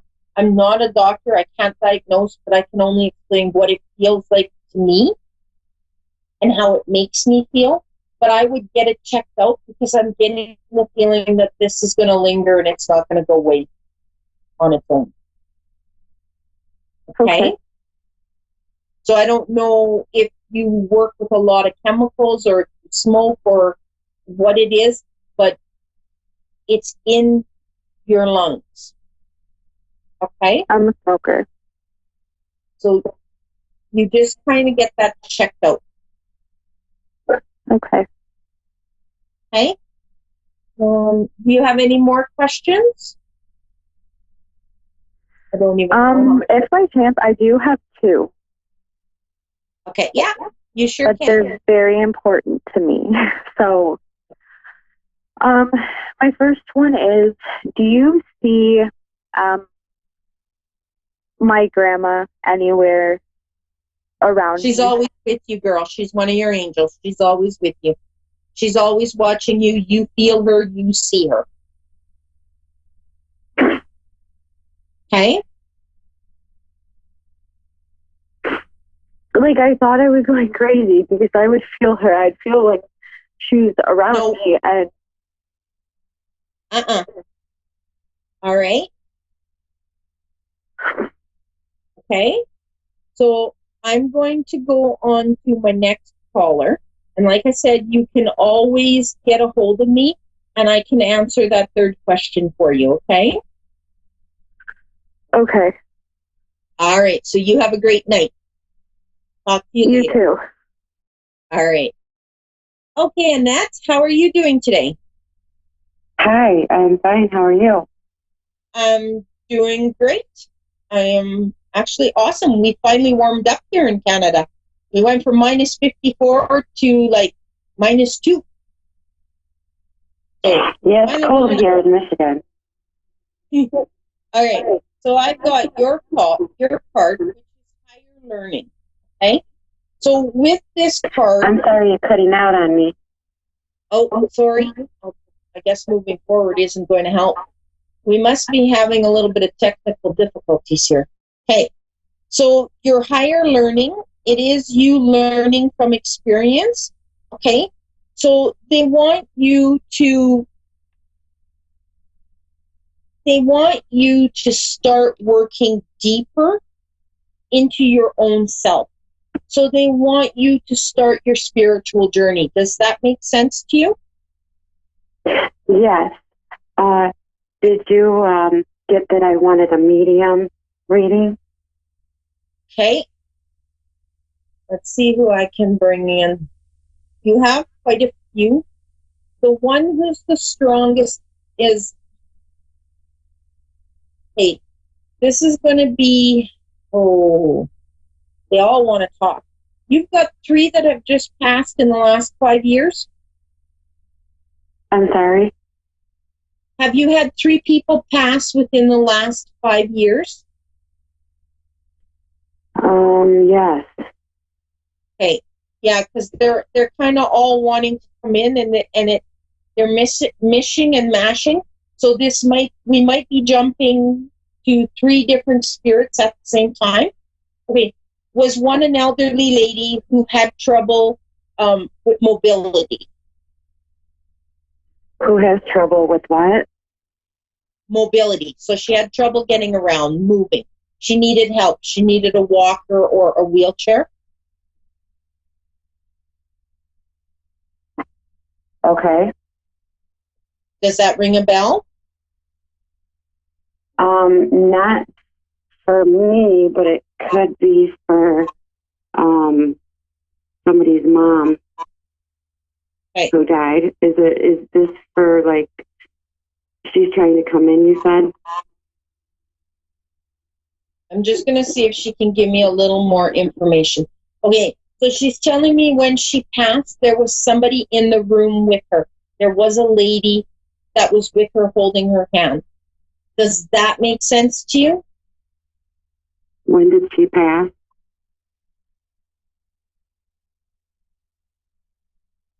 Okay, let's see if we can bring in. There's also an elderly gentleman, and okay, yeah, there's a mismatch. Did somebody die in a car? Someone dying of what? In a car. In a car? Yes, an automobile accident. Yes, that's correct. Okay. All right. Okay. Okay, the message there is he wants you guys to know that it happened fast and that I'm sorry, you're breaking up on me. Okay, the message that he has is that you that he passed really fast. So he didn't have any pain. All right. So when the accident happened, there was no pain. It was just sort of like he was there and then he was gone. So he's making me feel like somebody was wondering if he suffered when he passed on. And he's wanting to leave the message. No, he has not. Okay? Okay. Does that make sense to you? Yes, it does. All right. Okay, so what else does he have to say? Let's see if he's got anything else to say. Okay.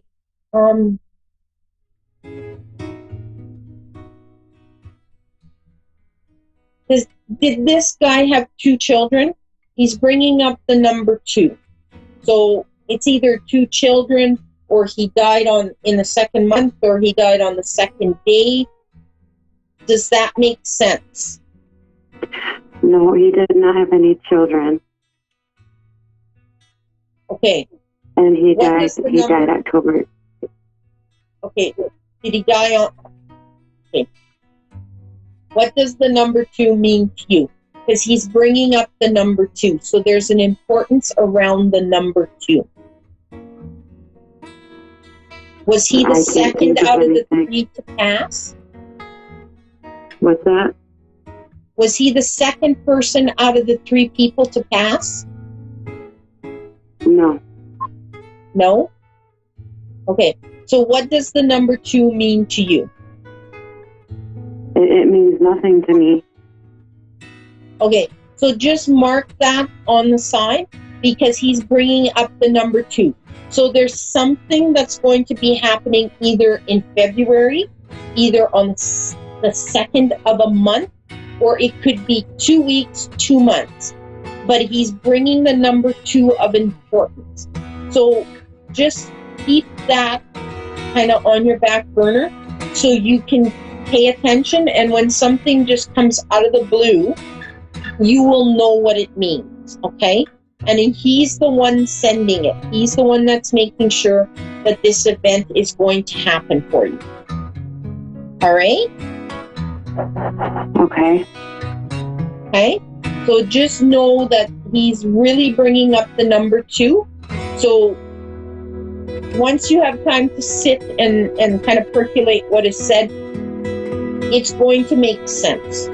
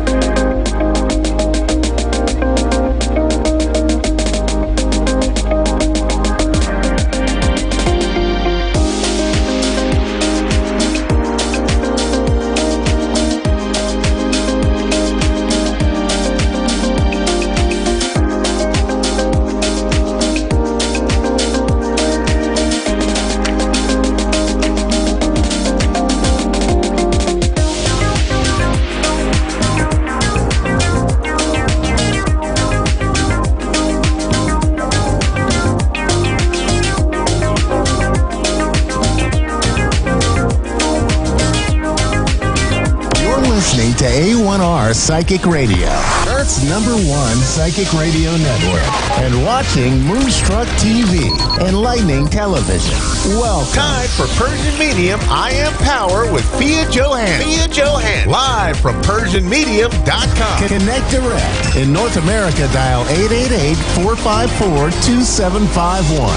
In London, 20-3519-2158. In Sydney, dial 02-8488-3147. Or online, contact us through our Facebook page, facebook.com/psychic radio. Or one of our websites, askoneradio.com or moonstruck.tv. This is Persian Medium I Am Power on A1R, the Ask One Radio Network.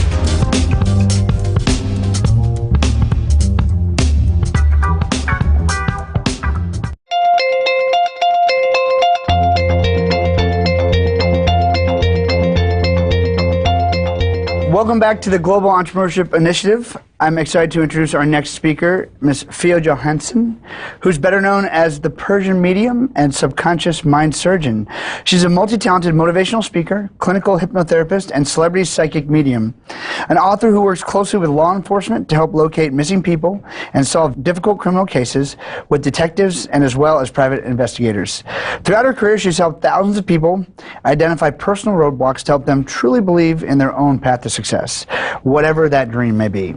Her greatest passion in life is helping others achieve their ultimate dreams and desires, teaching people to believe that truly anything is possible. Please help me welcome to the stage, Ms. Fia Johansson.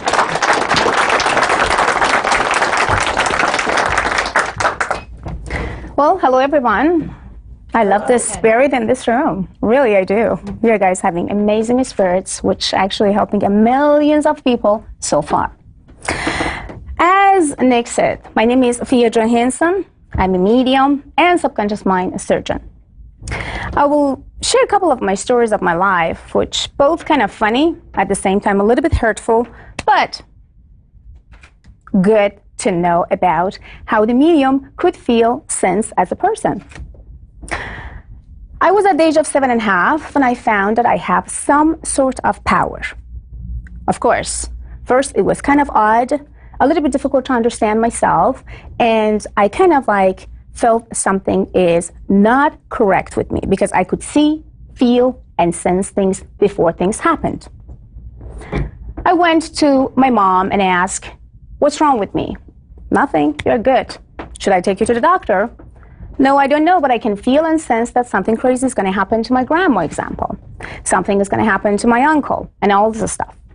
However, they're trying to tell me to don't say anybody when you feel and sense something bad is going to happen to them, because I don't wanted them to be scared and see that we should not be even near them. I says, okay, at the age of 7.5, I should just like not saying anything and just relax. At the age of 11, I found one of the most hurtful untruths about my life, which was completely true. I found out that my grandma, who actually I knew and I felt as a mom, is just my grandma and not my mom. My grandpa was my grandpa and not my father. My uncles, they never been my brothers and they've been just my uncles. And my mom, not ever been my sister, and she always been my mother. But this truth been always held and hidden by my family until my grandma passed away. Before that, I had a life as a princess, spoiled completely, and they would definitely give me anything and everything what I want. After she passed, I figured I don't have anyone anymore. My mom is too young. I don't have no feelings as a daughter and mother connections. I feel completely lost, and I found myself, what should I do now? I do have some gift that could help me so far, but should I just like push myself down and see that, oh, this is a trauma, I have to just like be depressed, now I lost this and that, and I found the truth about my life? And I found about my father. Who is my father? Somebody. Where is he? Another country. Okay. I tell myself, get up, stop it right now. It doesn't matter which family you had. It doesn't matter what they told you. It doesn't matter what happened. What it matters right now is to open the new chapter in your life. And I will completely left alone by myself without anybody to taking care of myself. At the age of 14, I asked my uncle, who left Iran to Stockholm, Sweden, if there is possibility to take me there. He said, maybe or maybe not, but I will do my best. 3 months later, I felt and I sensed I will be there. I'm not belonging in this country anymore, and I don't want to. I went to Sweden, Stockholm, and waited that my uncle is going to come and pick me up. Nobody showed up. Gosh, again, I'm here. My uncle is not here, and I don't even know that language. I couldn't speak English. Nothing. Okay. Then, Miss Fia, you are here with nobody again. So what happened? I tell myself, you are deaf and you are blind. Deaf and blind. What a deaf and blind person can do? I can't talk to anybody, I can't see anything, but I have to activate some other power inside of my body again at the age of 14. So I tried to communicate with people, tried to talk or communicate with some officers and ask about, like, where am I? I know that I'm in Stockholm, but I don't even know where to go. So basically I found some hotel and stay there and just like think about like what happened with my uncle. So I found out that he had a car crash almost a couple hours before that he went to come and pick me up. So they take 1 month for me and for him to recover, to come out after coma and come and find me. So in 1 month, I was left over in a country with the minus 30 degrees. I mean it, minus 30 degrees, and I'm not joking. I could feel that I can't breathe sometimes, but I could have a lot of, ice in my nose and my ears and everything. Whatever I felt, you know what? Fia, you do have a power. Trust yourself, believe in yourself, build the new chapter. Again, this is your second chapter in another country. So I prayed, I connect to my divine, I sense, and all of a sudden, 3 families, without even knowing who they are, what they are up to, they reach out to me out of nowhere. How? I went out to the Starbucks, but basically there is no Starbucks. It was something, looked like or similar to Starbucks, and saw some lady that's sitting there and crying. I went and said, well, I can't speak. What should I say? Okay, the only things that I can do is a love language. Maybe I should hug her. Maybe I should just say, I'm here. And it was a Swedish girl, of course, blondie, and I'm kind of like a black hair. Well, that maybe she's going to get scared a little bit, but I was like, don't worry about it. Just go and get it done. So I did that, and she hugged me so hard. Was like, what's going on? What's happened to you? She's starting to talk. I couldn't understand. Barely nothing. Swedish language? Come on, guys. You guys don't want to even learn. It's very difficult and very hard. I said, okay, it's just continue and continue. I felt and see that she lost the baby, or actually the baby was missed in the past of almost 4 years. And she basically went to the family and asked questions about where can I go? How can I find? Because it was in another state, and they come back to the Stockholm, and then she all of a sudden just break down. I said, I can help you. I feel where the baby is, or somehow I can see the baby. They didn't understand what I'm saying. I was like, oh my gosh, what should I say? It's like translating. I do remember that day. So basically after almost 2 hours, some Persian family, who they could actually speak my language, finally Persian, so they could understand exactly what I'm talking, because they've been closest friend to that Swedish family. My career started at the age of 14 in Stockholm. Just 2 months after, I landed in this minus 30 degrees of country. So my point is, whatever I had in my life, I always been thankful and grateful. I never said why I don't. I never said why me. I never said how. I always say, come on, get up, find a way, go, that's it. So never give up. And I always learn myself, don't be logic, be biologic. Because that's the only way you can feel and sense yourself and others. Always send love and receive love. Never give up. about your goals. And of course, the first month, because I did not have enough money, I left with almost 120 crackers and waters. And it's possible. As a human, we can live with 120 crackers and water every day, which I did because I did not have money, no place to go, countries with no language. Then after that, I felt like I have to build my company. I built my company almost 3 years later. It was about like $4.5 million company with almost 55 Swedish employees. And what I did that, not just helping police officers and private investigators and all this stuff. I did this because I felt that Swedish people rejected me one after each other. Why? Because I'm come from another country. I said, you know what? I make a decision now. I am going to build my own company, and you are going to pick me to hire you. This is me now, Fia Johansson. So now I'm not going to be a blondie lady, but I'm going to be the black hair lady with a lot of power of veal. So my veal power make my company became super successful back in Stockholm. Almost 8 years ago, I felt that I have to move to America. I find my love of my life. And when I come here, I felt, okay, you left your country, the way that you love, basically after so many years, and now you want to just start from scratch. So I knew about 5 languages already, but my English was not good at all. So I couldn't barely speak English. I was like, okay, start it again, Miss Fia. Now this time, maybe English is much easier than and faster than Swedish. So that was all I had. And now I have over $5.5 million, almost $6 million company, and actually have over 250 employees worldwide that are working for me in America.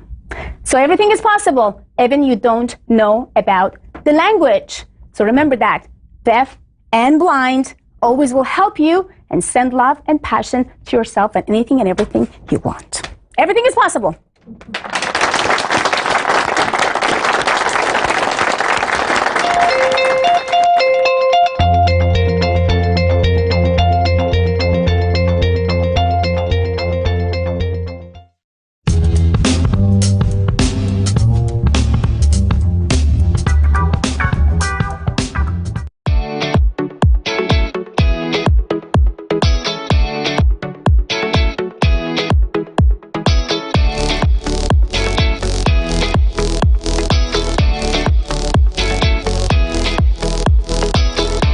Hey everybody, welcome back. I'm Jack Canfield, your host for Hollywood Live. My next guest, Fia Johansson, is an amazing person. She speaks 5 languages, which I find very impressive. She's emigrated to several countries, has a psychology degree from the University of Stockholm in Sweden. She is a hypnotherapist, clinical hypnotherapist and healer, and God knows probably other things I don't even know about. So I just want to welcome you to the show. Thank you, Jack. Much. I'm so thankful. To have you here. So tell us a little bit about your background and the work that you do.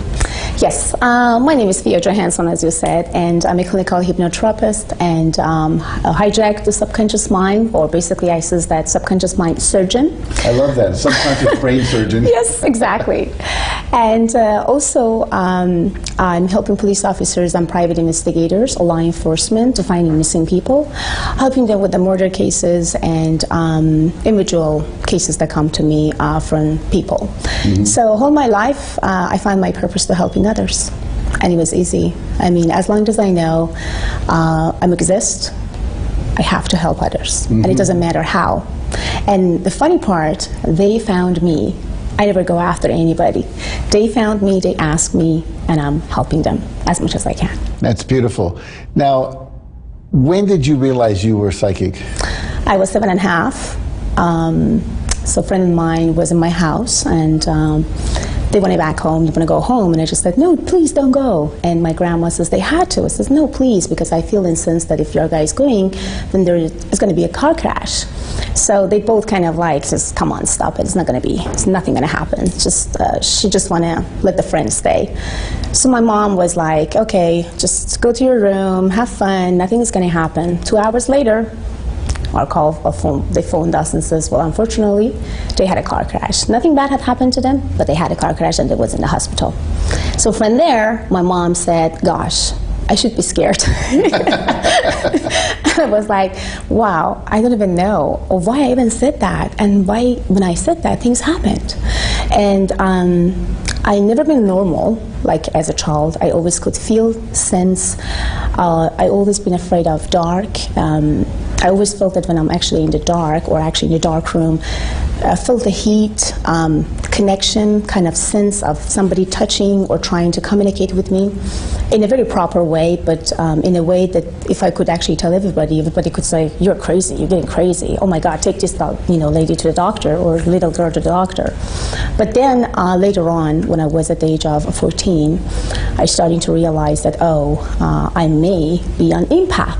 Mm-hmm. Or maybe why, when every single person actually dying, people communicating with me after they are dying. So what's wrong with me? What's wrong with them? So then I studied about medium and mediumship, and then I moved from my country to Stockholm.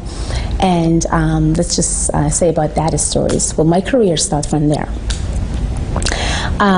It was October 6, 1999. It was almost minus 30 degrees, super cold. And it was just about 2 weeks that I moved from my country to Stockholm. I couldn't speak English. I couldn't speak Swedish. I just could speak Persian and a little of Italian. I went to the grocery store and I saw somebody is just running behind and with the gun in hand. I was like, is it correct? That was the gun? What was it? So I saw that all of a sudden shooting, and also the police officers and a lot of people get into the stores. And as I do remember, I stopped the cops to not following and going through the place that he wanted to. And he trying to push me away. So it's like, don't stop me, I have to go. And I was like, no, don't, because he can kill you. And I don't even know how I told him that he could understood what I meant by don't, you're gonna be killed. I stopped him, so I hold him like that. I do remember that. I was like little, tiny, just was cold, but I felt like I have to stop him. However, my career started from there. They understood that if I couldn't really realize and replace that person that was behind the wall, then the officer could be killed very easily in the head. Mm-hmm. So from there, they asked me a question, how you stopped the officer? How did you know that this guy was hiding behind the door and the wall? And I told them, well, that was my life and my stories and everything. So then they said, you know what, we need you, and you should just be part of us. I was just 14, I was just like a teenager. 13. Yeah, and they've been super excited, they've been amazed by everything that I did so far for them, and I started working with them until I moved to America. So I'm still working with them on the phone. So if they have cases, they're calling me, they're telling me.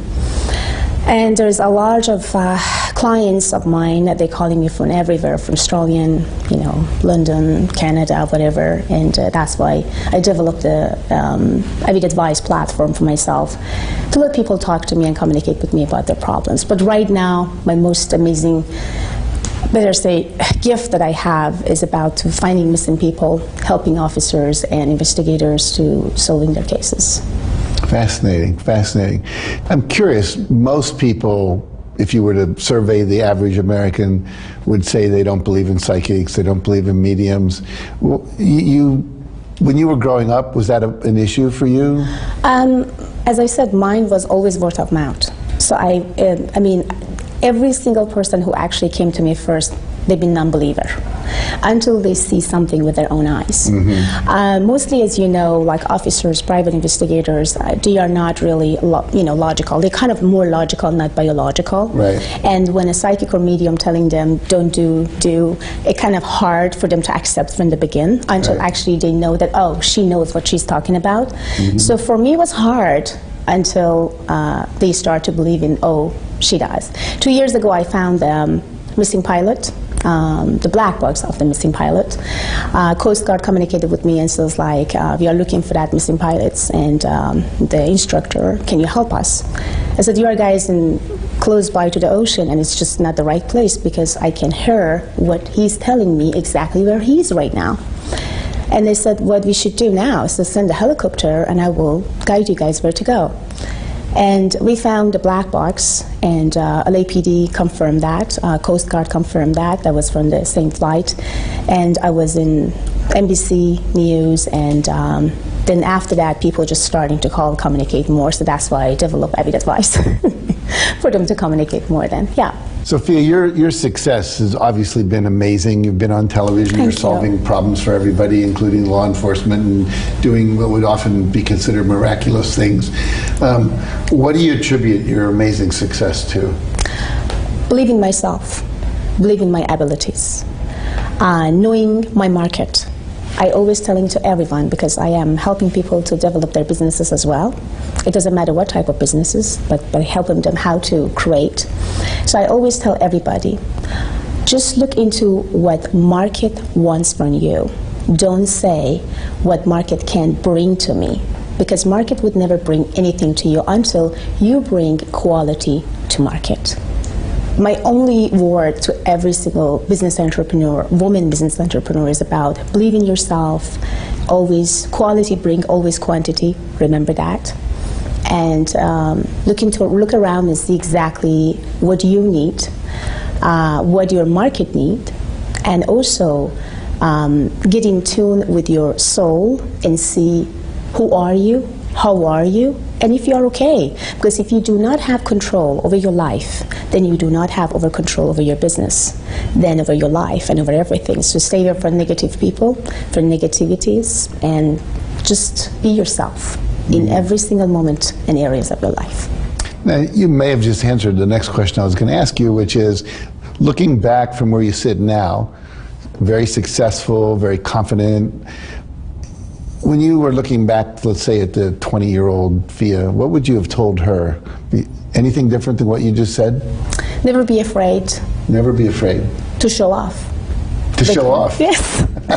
Because I was afraid always to show off, because when I left my country, I was just a teenager, and I've been together with a lot of Swedish, people, and I do remember the first time when I want to connect with them, they've been kind of super cold. It takes time for them to just accept them or accept you in their group. So I always trying to hold myself back and in trying to let them to moving forward.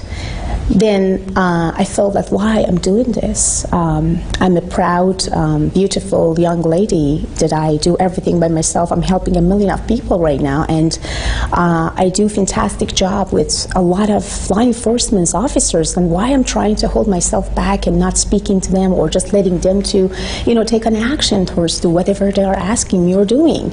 You know what? It's time. Get up now. Just hold yourself up and just say, hello, this is me, Fia Johansson. So, and yeah, if I was just show off more and then could say that, good job, go for it. Never be afraid of talking, never be afraid of communicating with people, never be afraid of showing who you are as a person. Just be yourself in every single matter of your life. Whatever happened, wherever you are, whomever you are, and wherever you end up with, you have to just be yourself. Beautiful, beautiful. So if people want to reach you and take advantage of your talents, your skills, your gifts, where do they go? How do they find you? There's a couple ways, but the easiest way is if they can go to PersianMedium.com and AvidAwakening.com, and they can reach my platform, which is AvidAdvice.com. So, and then they sign up and they call and chat from there. Sometimes they sending me an email, because I'm receiving 1 million emails. My assistant says, oh my God, Fiona, they want to prioritize this and prioritize that. But I will definitely get in with people when they call through Avid Advice, because that's the only way that I can communicate and connect with people directly. Yeah. Beautiful. And my Instagram, by the way, I have over 1,300,000 followers. Good for you. Which is, I'm happy. And every time when I'm actually having 60-second videos, I see, okay, 3 million views. Oh, thank you, God. So I'm happy that I'm helping them. I'm happy to make them to feel happy. I'm happy to make them and feel them happy. Beautiful. Well, thank you, Fia. Thank you so much. You being on the show today. And for all of you, check out her website. She can help you with a lot of different things. So stick around, though. We have one more guest today. So see you in a couple of minutes.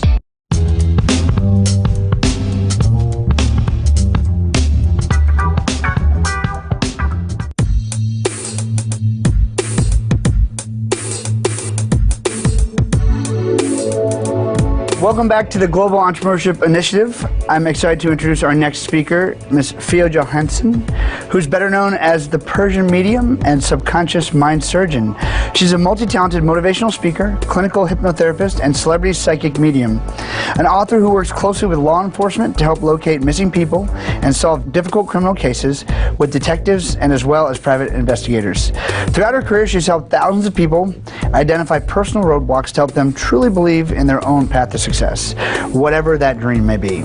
Her greatest passion in life is helping others achieve their ultimate dreams and desires, teaching people to believe that truly anything is possible. Please help me welcome to the stage Ms. Fia Johansson. Welcome back. Did you know that police departments across the country and even the CIA sometimes turn to psychics to help them solve cases? Victims' families looking for answers also turn to mediums for closure. Fiona Johansson is an author as well as a licensed psychologist and hypnotist. Welcome back. Our next guest is a celebrity medium, a clinical hypnotherapist, a holistic healer, and holds a master's in psychology. Fia Johansson is known as the Persian medium, and she's even worked with intelligence agencies and law enforcement to find answers in cases. She also wants all of us to discover our best selves. Fia, good morning. Hey everybody, welcome back. I'm Jack Canfield, your host for Hollywood Live. My next guest, Fia Johansson, is an amazing person. She is speaks 5 languages, which I find very impressive. She's emigrated to several countries, has a psychology degree from the University of Stockholm in Sweden. She is a hypnotherapist, clinical hypnotherapist and healer, and God knows probably other things I don't even know about. Hi, welcome back to Times Square today. I am your host, Greg Roulette, and I am very excited for our next guest because she is known as the Persian medium, the subconscious mind surgeon. She's a motivational speaker, clinical hypnotherapist, and celebrity psychic medium. This is going to be a fascinating conversation with my good friend, Fia Johansson. For centuries, it's believed that mediums have been able to mediate communication between spirits of the dead and living human beings. People usually recruit mediums to help them get in contact with family members or friends who have passed on. But celebrity psychic Fiona Johansson is also using her abilities to help law enforcement solve cold cases and help exonerate and free innocent inmates. And Fiona is joining us now. Fiona, welcome to the show. Thank you for having me. How are you doing today?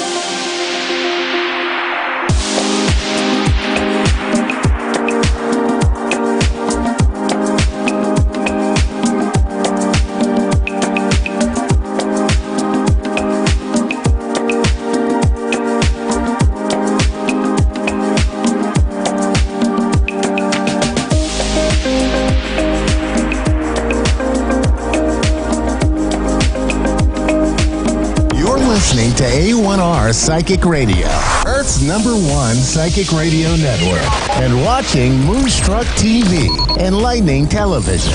Welcome. And now, Australia's Psychic Cowgirl with Tanya Reid. Live from AustraliaPsychicCowgirl.com. Connect direct. In North America, dial 888-454-2751. In London, 20-3519-2158. In Sydney, dial 02-8488-3147. Or online, contact us through our Facebook page, facebook.com/Psychic Radio. Or one of our websites, AskOneRadio.com or Moonstruck.tv. This is Australia's Psychic Cowgirl on A1R, the Ask One Radio Network. G'day, Tanya Reid, Australia's Psychic Cowgirl, coming at you from Sunday Creek here in Victoria. We're getting some much needed rain at the moment, so we're all very excited. Couldn't do it outside today because of that, but we're not complaining because we all need it through the fire affected areas here in Australia and also because it's been so dry. So it's great filling up the dams. The animals are loving it and we're loving it. So, yeah, it's great that we're finally getting some rain. So it's exciting. I just wanted to make a mention of thanking all the support we received for our wildlife fundraiser for the Australian animals. I think we were up to around $13,000 raised that are going towards funding the wildlife. That was organised by Scott Alexander King and Carmel Baird. Boy, Mum's a medium, Baird. So the guys did an awesome 12-hour stint. They were amazing. So they actually facilitated myself along with some other amazing psychics and mediums from throughout the world to be able to, give you guys free readings and in the opportunity that everyone was so generous and donated. It was so wonderful. So it was really great to get your support and also to connect with you. I also got to connect with a few of you from the show here that follow me on the radio and connect with that webinar. I do believe that on Scott's publishing Facebook page, Animal Dreaming Publishing, I can't talk today,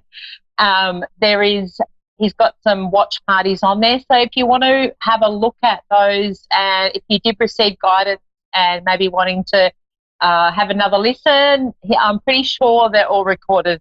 Don't hold me to that, but that's what I'm led to believe. So anyway, Paul Scott's resting because he's had such a big week over there in Canada, and it's been like minus 40 at some points they were telling me on the show. That was really fascinating. We can't fathom that here in Australia, that's crazy. But yeah, it was an awesome event, and I really felt honoured to be a part of it, and also wanted to say a big thank you to all of you that took time out of your day to listen and connect with us, to donate, to just be a part of the big picture. And it was wonderful to get together so many spiritually minded people, all in, not only you guys watching, but us as well, being able to do readings. It was absolutely fantastic. So it was a great opportunity and for a great cause. So I'm sure Scott and Carmel are very, very wrapped with the outcome. We all certainly were, and the support was amazing. So without you guys supporting us, we wouldn't be able to do that. So I just want to say a big thank you, because without you, we couldn't have done it. So, yeah, it's been amazing. I love connecting with you. Most of our audience here on the show are based in America and Canada, and it was just great for me to be able to also connect on another avenue as well. So that was pretty cool. So, okay, my first caller. Now, here's me saying that most of our followers are from over here, and I've got an Australian. I've got Sophia from Queensland in Australia. How are you today? I'm fantastic, thank you. Awesome. How great to hear an Australian accent. I don't get to hear that very often on the show. Wonderful. Awesome. Nice to connect with you. Thank you. Awesome. Sophia, actually, yeah, okay, I'm going to go back to, there's a lot of you're doing something new this year, and I feel like I want to go to Korea. Are you stepping up into something that's quite big for you? Because I feel like I'm excited about what I'm doing. Yes, some very beautiful new things happening for 2020. Yeah. Yes, because I'm excited. There's a lot of prosperous, and it's almost like you're stepping totally out of your comfort zone. And when I say totally out of it, you are prepared for this, and you've got, everything's in place, but it's really pushing you to really step up and own it more than you ever have before. And it's like, I'm excited because you're going to really rock this. Oh, good news. Yes. So, and there's going to be a lot of jumping for you this year, which I think is really exciting. And to me, 2020, the energy is facilitating us to get out of our comfort zone and jump on into something that possibly scares us a bit.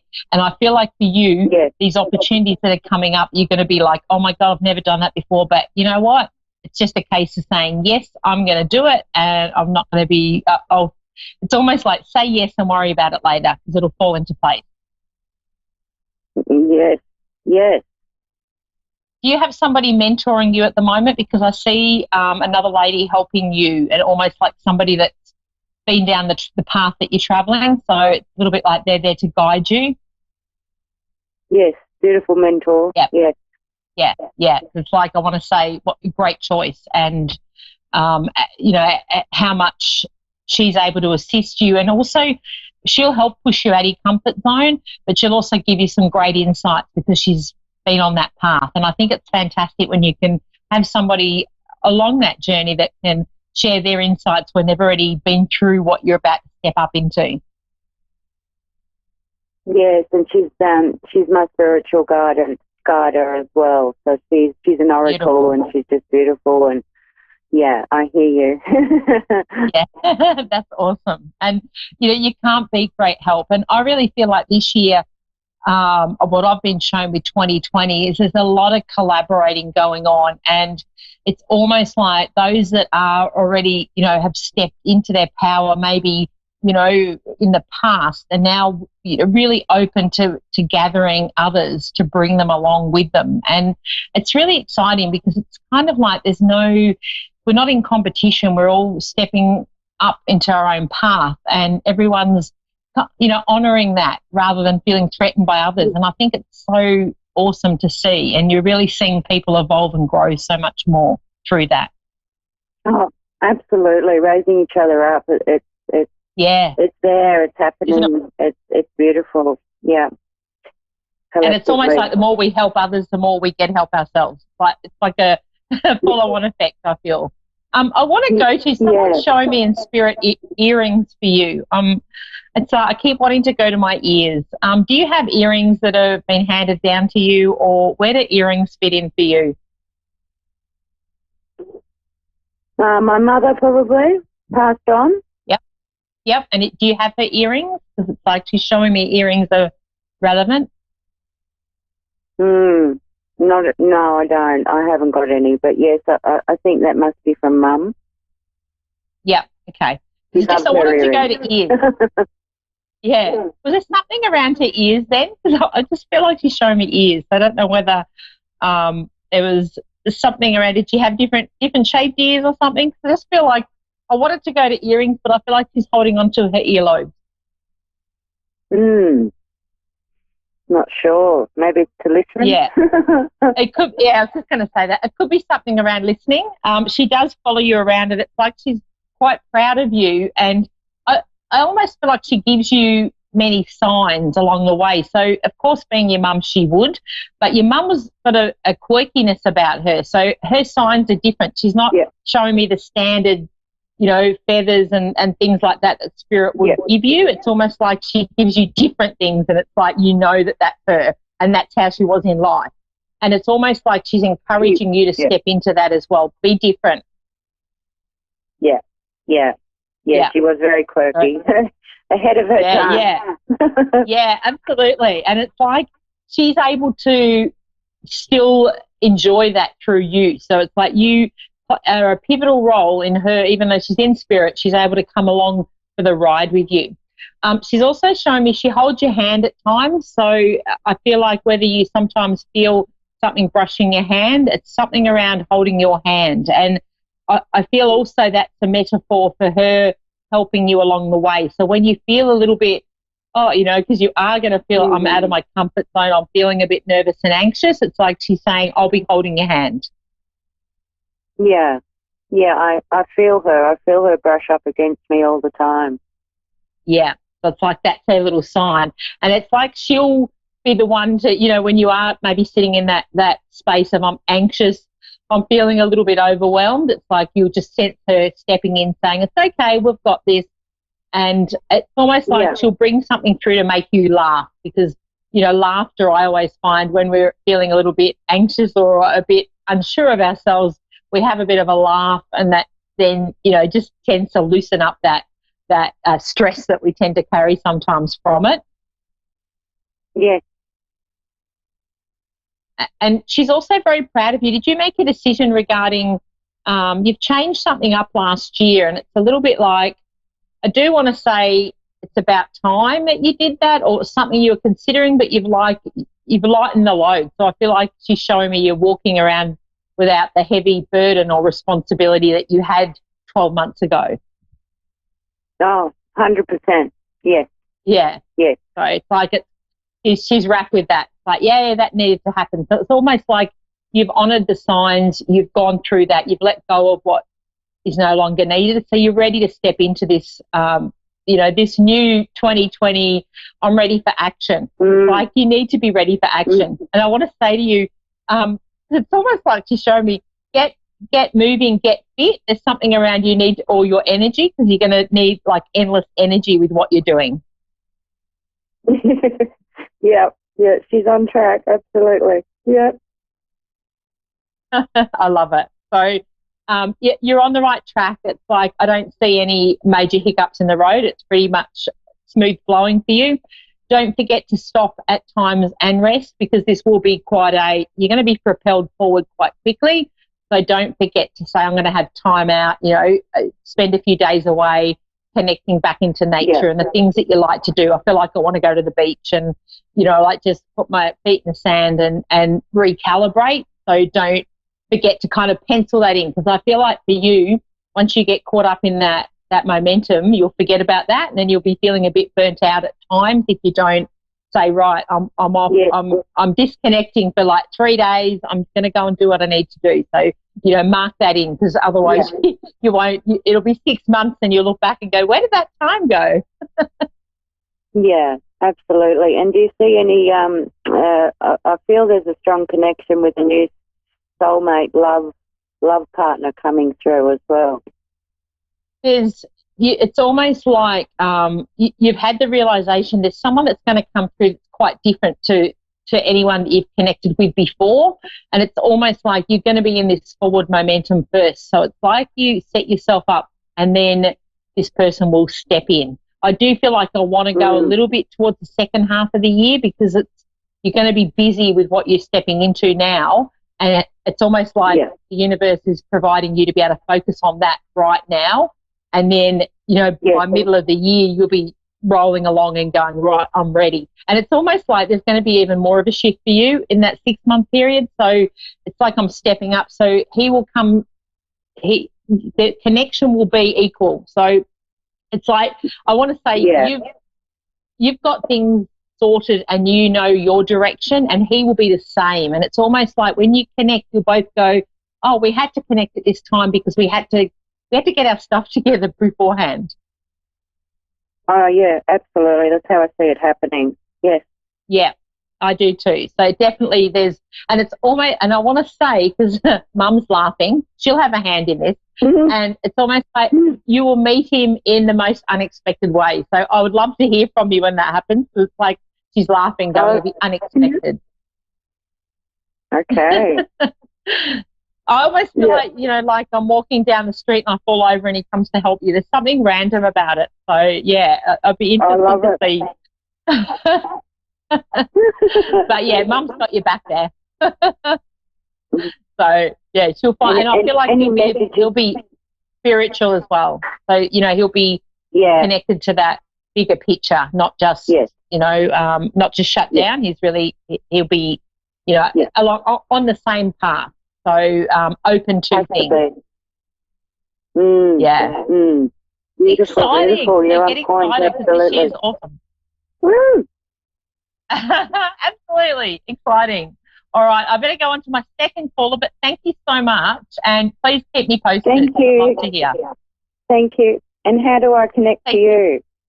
Australia's Psychic Cowgirl. I'm on Facebook and Instagram.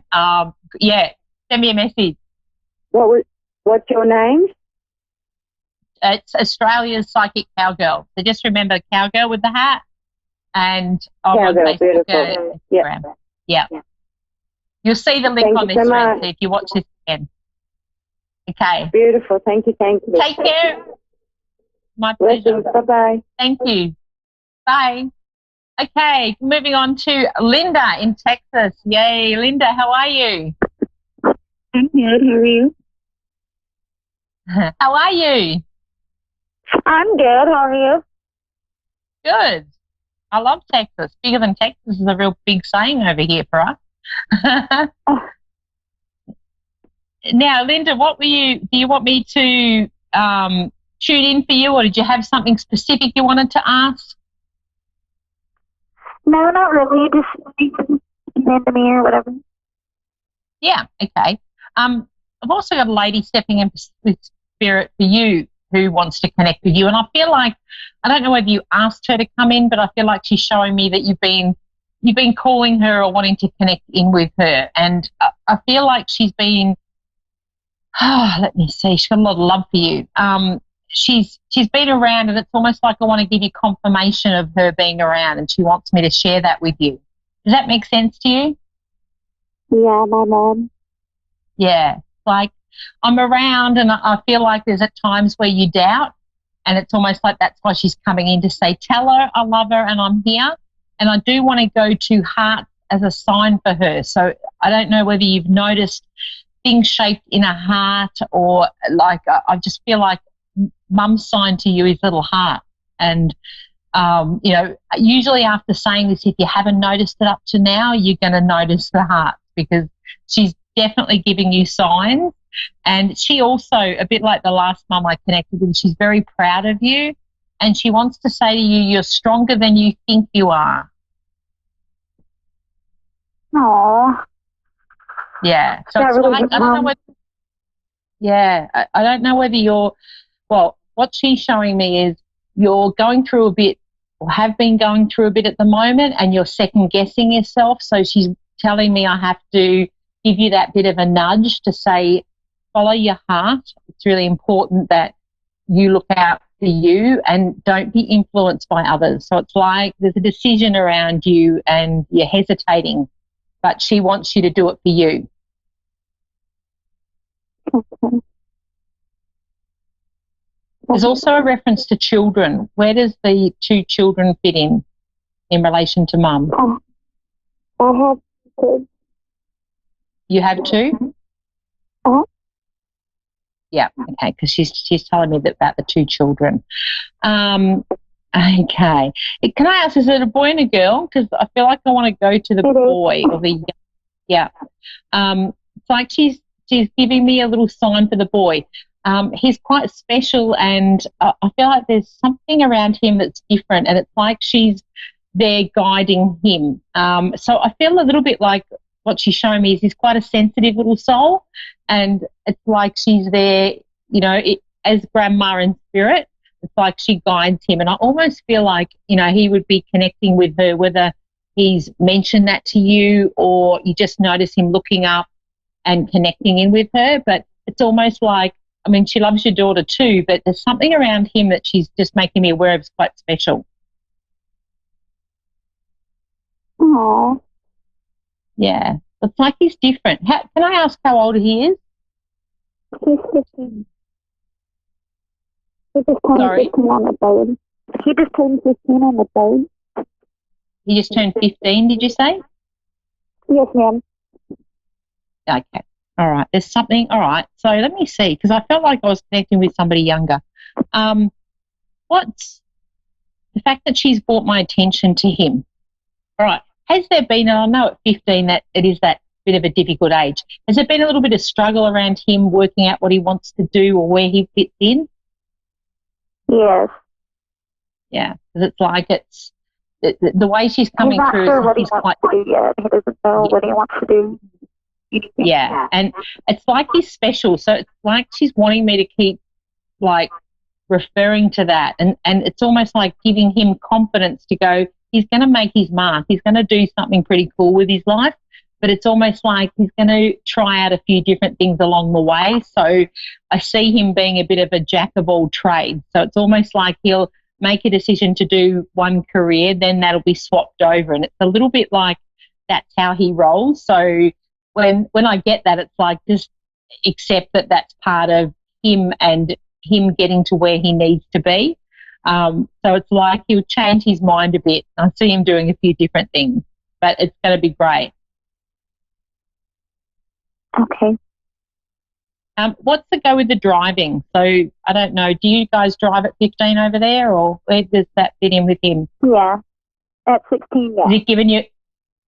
Is he giving you a few grey hairs with the driving? Because I feel like Mum's showing me that. Yes, he will not leave me alone about it. See, we don't, actually, ours get our learners at 16 over here. So, yeah, it's obviously a little bit different. But, yeah, it's like Mum's showing me she's laughing. So I feel like, I don't know whether I want to with what she's showing me. It's like he's driving and then he gets a bit distracted or something, and you're like, stop, there's a sign coming up here or something. You have to remind him every now and then. But it's like she's laughing because she's there witnessing this with you. So I love it when they come through like that, because this is the evidence that they are still around you, and it's so special. And your mum's a gorgeous soul. She really is. Family's very important to her, and she really wants to make sure that you're guided right. So it's like, and I do feel like I want to say with her also, she's showing me pennies from heaven. So it's like there'll be opportunities where she's going to bring in some money for you as you need it. Okay.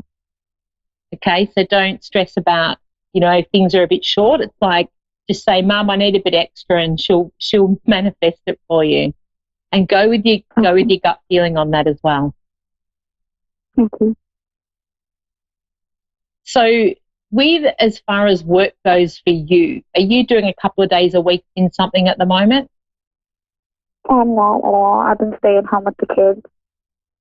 Yeah. But is there something, because I just see there being something, you've got access to more money coming in. So I just feel like there's something that's not far away with offering you where you might do 2 days or something. Okay. Okay, so I feel like your mum's showing me about you being open to that. Yeah. Does that make sense? Sorry, our line's a bit. Yeah, okay, because it's like I've got more money coming in. It's also important that you be creative. She's showing me and you haven't done anything. Like, creativity is a great way to connect in with our inner guidance and, that little bit of a spiritual side to us. So I feel like for you, there's something you used to do that's creative, but you've shut that down, because she's showing me you need to go back to being creative. Okay. Okay? So just have a think about that, because sometimes what she's showing me is you get stuck in your head a bit, so you're overthinking things. And when we go into that creative space, it just takes us out from that. Okay. Okay? She's also showing me she's going to bring in some new people for you. So there's a new social circle happening. Okay. Okay? It's like kind of needed, I feel like she's showing me. It's like, yeah, she needs to have a bit more fun. We need some it's almost like fresh people around you. Yeah, I don't really get out much. No. So why? Because you've stopped doing things. Because I feel like there's something in that where I'm not going out having fun. Is it because you just felt a bit like, with all that you've been through, you can't be bothered, or you're just not feeling a bit like not into going out? Because I feel like you need to. I just try to kind of keep my circle small, like, like I'm scared to let people in, like, very scared to let people in. Yeah, and that's totally understandable with what you've been through. But I see your circle expanding out because you're actually stepping into changing things up this year. And I feel like there is a spiritual connection within that as well. So it's like people that are on the same page as you. And I feel like for you, the only reason you keep your circle small is because you're different and you relate to certain people. But there's a lot of people that you don't relate to. It's like you've got a quirkiness about you, which I love. And it's a little bit about meeting like-minded. And I feel like this year for you, you're going to expand out and meet more that are like-minded. It will make it easy. It's not hard to have as friends. And they'll support you. Okay, so be open to that. I feel like there's someone fun. Is there a close friend of yours that's been nagging you? Because she's showing me someone's been like almost elbowing you, saying, come on, you got to come out. You got to, like, she's just showing me somebody there egging you on. Yes, there is, yeah. Yeah. So it's like Mum's going, listen to her. It's like Mum's there as well. They're both egging you on. And I honestly feel like that she's showing me that. She's come through to show me to let you know it's okay. Like sometimes we just get into the habit of saying, no, I don't want to do that. I feel like for you, we need to open that door a little bit and start to say yes. So, even though you can't be bothered, just get out there and, if you don't want to brush your hair, you don't have to.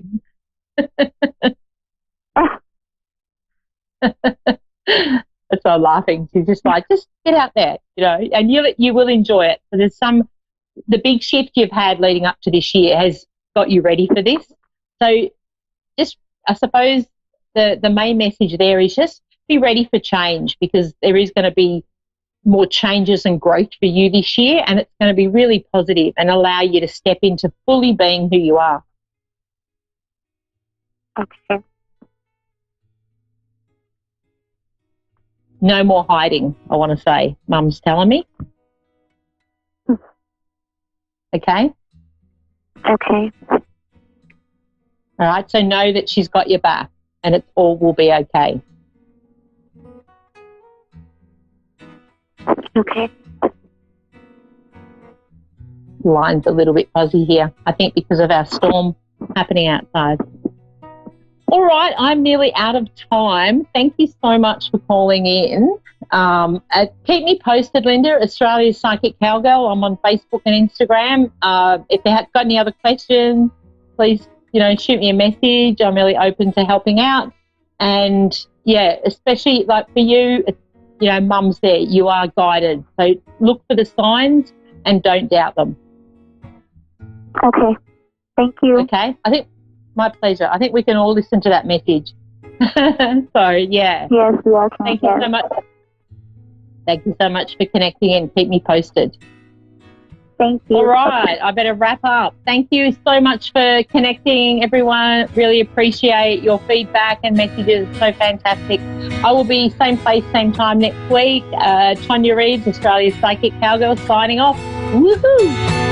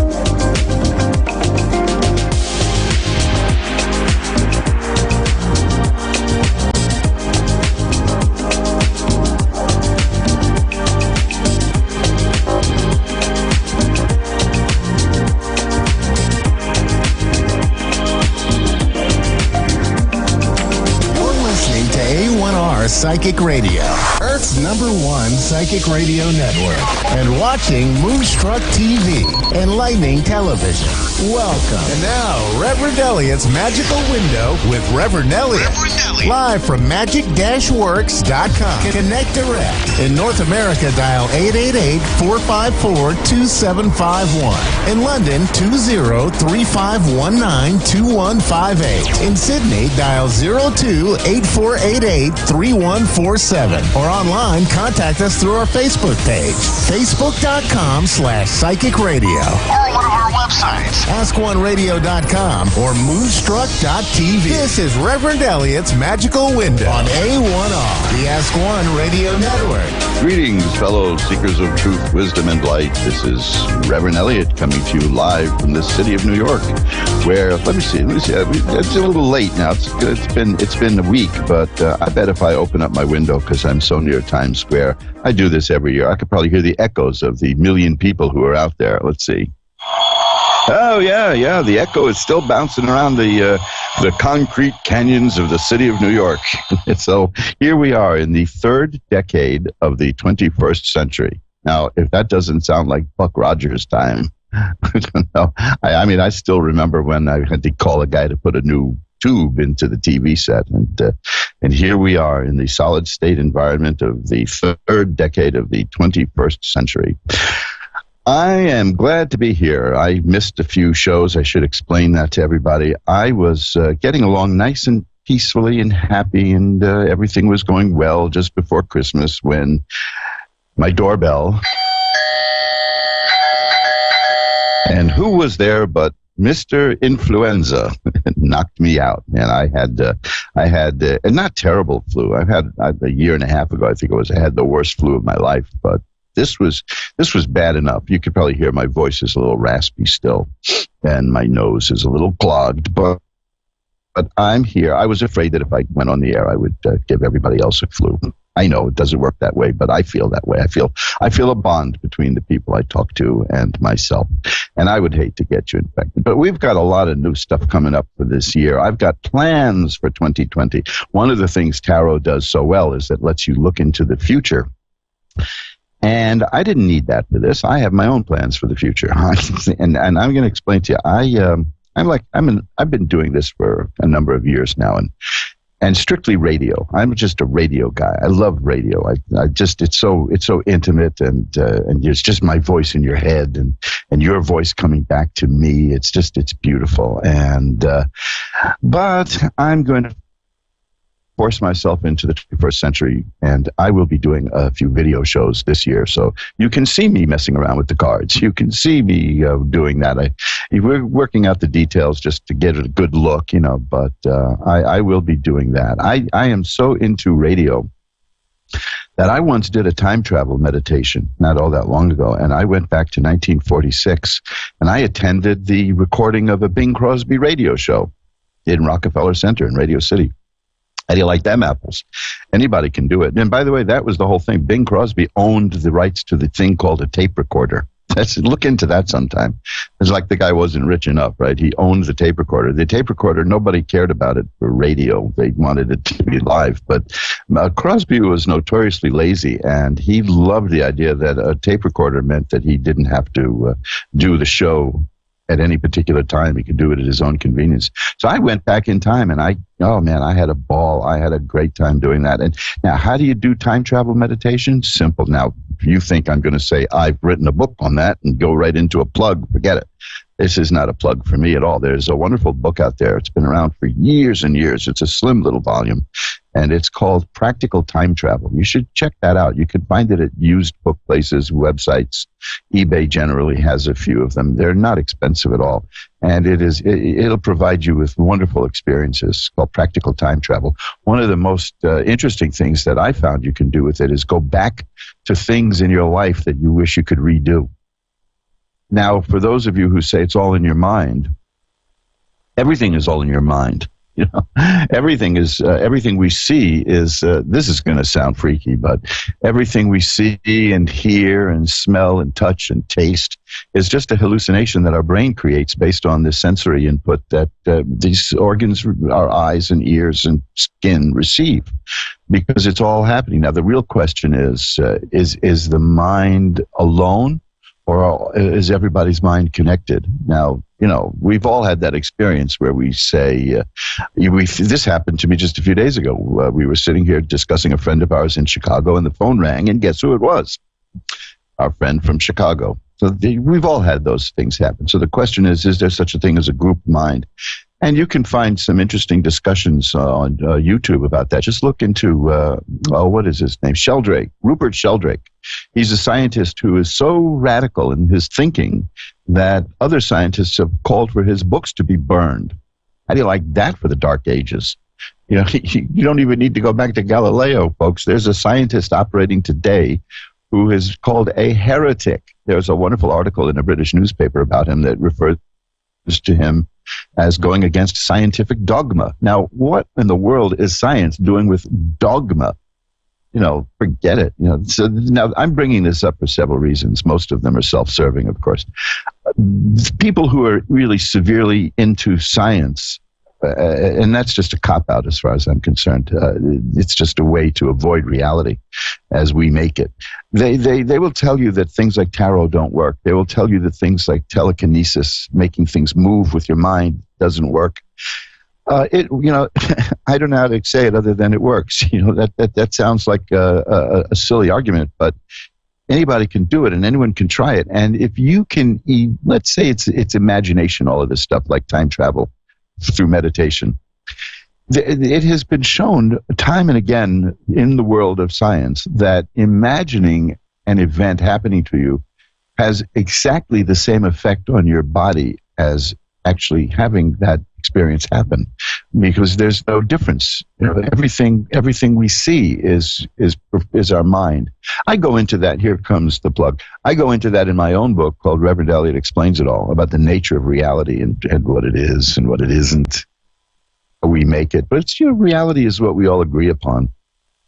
Reality is the hallucination that we find in common. Now the question is, do we all see the same thing? It gets deep. And science won't go into that because they feel it's mystic. It's the province of religion, they think, which is, what overlaps more between science and religion than quantum physics? Mercifully, that's breaking down these barriers that have been erected since the Dark Ages. So that's good. And we're going to engage in a practical demonstration of that today. That's right. Right now, we're going to be reading the tarot cards. Now, remember, I said that looking at tarot, you can see the future, but you can also do something if you don't like what you see. You can do something if you do like what you see. You can make it stronger. You can make it better. The future is a very strange thing because it doesn't really exist. It's always now. It's like that, remember from Alice in Wonderland, or was it Alice Through the Looking Glass? The law was jam yesterday and jam tomorrow, but never jam today. It's like that sign they used to have in the old saloons that said free beer tomorrow, and then you come back tomorrow, ask for free beer. See, there goes the remnants of that flu, and they'll point to the sign and say, "Sorry, Mac, free beer tomorrow." And that's the nature of time. That is actually one of the most profound examples of why we shouldn't be wasting so much time fretting about the future, since the future never really comes in that regard. But we can take a look at what the potential future is. That's the beauty of tarot. People have been using tarot cards for hundreds, some say thousands of years. You can also see that in my book, Reverend Elliot's Magical Window, which is a book that'll teach you how to do what you hear me doing here every week when I'm, erect, when I'm upright, when I'm not horizontal with a thermometer in my mouth. Oh, pardon me. There it goes again. So I'm just glad to be back. I want to say Happy New Year to everybody. And, I slept through my birthday even. I was just so sick. My birthday falls shortly after New Year's. So it's always a New Year for me. No, here's the good news, though. I've been doing readings for people. This is the time of year that people get readings to look at private readings to look into the year ahead. And so because so many people do it only this time of year, I take 15% off the price, and I call it my year-end special. But I'm pushing that forward a little bit. I think I had to do the same thing last year. I get these colds and flus like clockwork at New Year. So I'm expanding that. So we're going to keep it going into 2020. So if you want to contact me for a private reading, anywhere from a $10 email reading all the way up to an hour or more, you can check out the prices at magic-works.com, magic-works.com. There's a whole bunch of stuff there at my website that I do. Then we'll knock off 15%. If you want to take off a little more, we'll take off a little more. It's a new year. We got to celebrate. We've got to give back. We're going to do something to honor the return of the whole cycle. It's January again, my favorite month. Honestly, I don't know why January is my favorite month, except I like it. Maybe it's because I like beginnings, which is kind of odd because I really don't like change. I find change inordinately stressful. And yet here I enjoy when the calendar flips and it's new. So there you go. Time for some readings. Here's what we're going to do, what we do every show. I'm going to ring a bell 3 times to declare sacred space. I've already got some candles burning. I've got the frankincense burning. oh, we've got a beautiful environment to get mystical and look into the future and look into the past and look into our lives. That rarely happens, by the way. People rarely consult a tarot reader to look into the past, but we can do that. That kind of stuff is fun. So anyway, we are going to declare sacred space as the show goes on. I'll tell you a bit more about what I do, how you can contact me, how you can find books that will help change your life. But let's dive right into it because I miss doing this. And now we're going to pull back the curtain on the magical window for our first reading, and that is for Alyssa in St. Louis, Missouri. Hi, Alyssa. You're on with Reverend Elliot. Hello. Hi. How you doing tonight? How are you today? I'm okay. How are you? I'm doing well. Like I said, I was knocked out with a flu for a couple of weeks, but I'm back, and I'm glad to be back. So what can I look at for you? Well, I just recently lost my grandpa. Oh. Yeah. Sorry to hear that. He was oh, thank you. So would you like to look to see if there's anything surrounding that? Yes, please. Okay, let's see what we've got. I'm going to shuffle up the cards a bit. So you're looking particularly for a message from him? Yes. Okay, so let's see. I always preface these kind of readings by saying I don't do them very often, but when the cards give definite indications that I can do it, I enjoy doing that because there's so much. There's so little we know about the other side, as we put it. But let's just see what we've got here. Well, I'm getting cards. They're fascinating cards. First and foremost, there are two cards that I look for when I do readings of this sort to see if I'm on the right track. And one of them is the Death card, which, of course, symbolically will refer to passing. And I just got that card. So we're on the right track here. Oddly enough, now the cards I got are very happy. They're showing growth and movement and energy and success and a person who's in a place that's very contented. The Ace of Cups is there, which is the beginning of happiness and joy and emotion, positive emotions. The Seven of Rods is a person who can sweep away all obstacles, and the World is a card that means great success. And of course, in terms of death, well, now this is the other card that I talk about. I said there are two cards I look for when I do this kind of reading. That one, the other one is the High Priestess, which is a person who sees behind the veil, and I just got that card too. So this is a reassurance that, yes, I am making contact here on your behalf.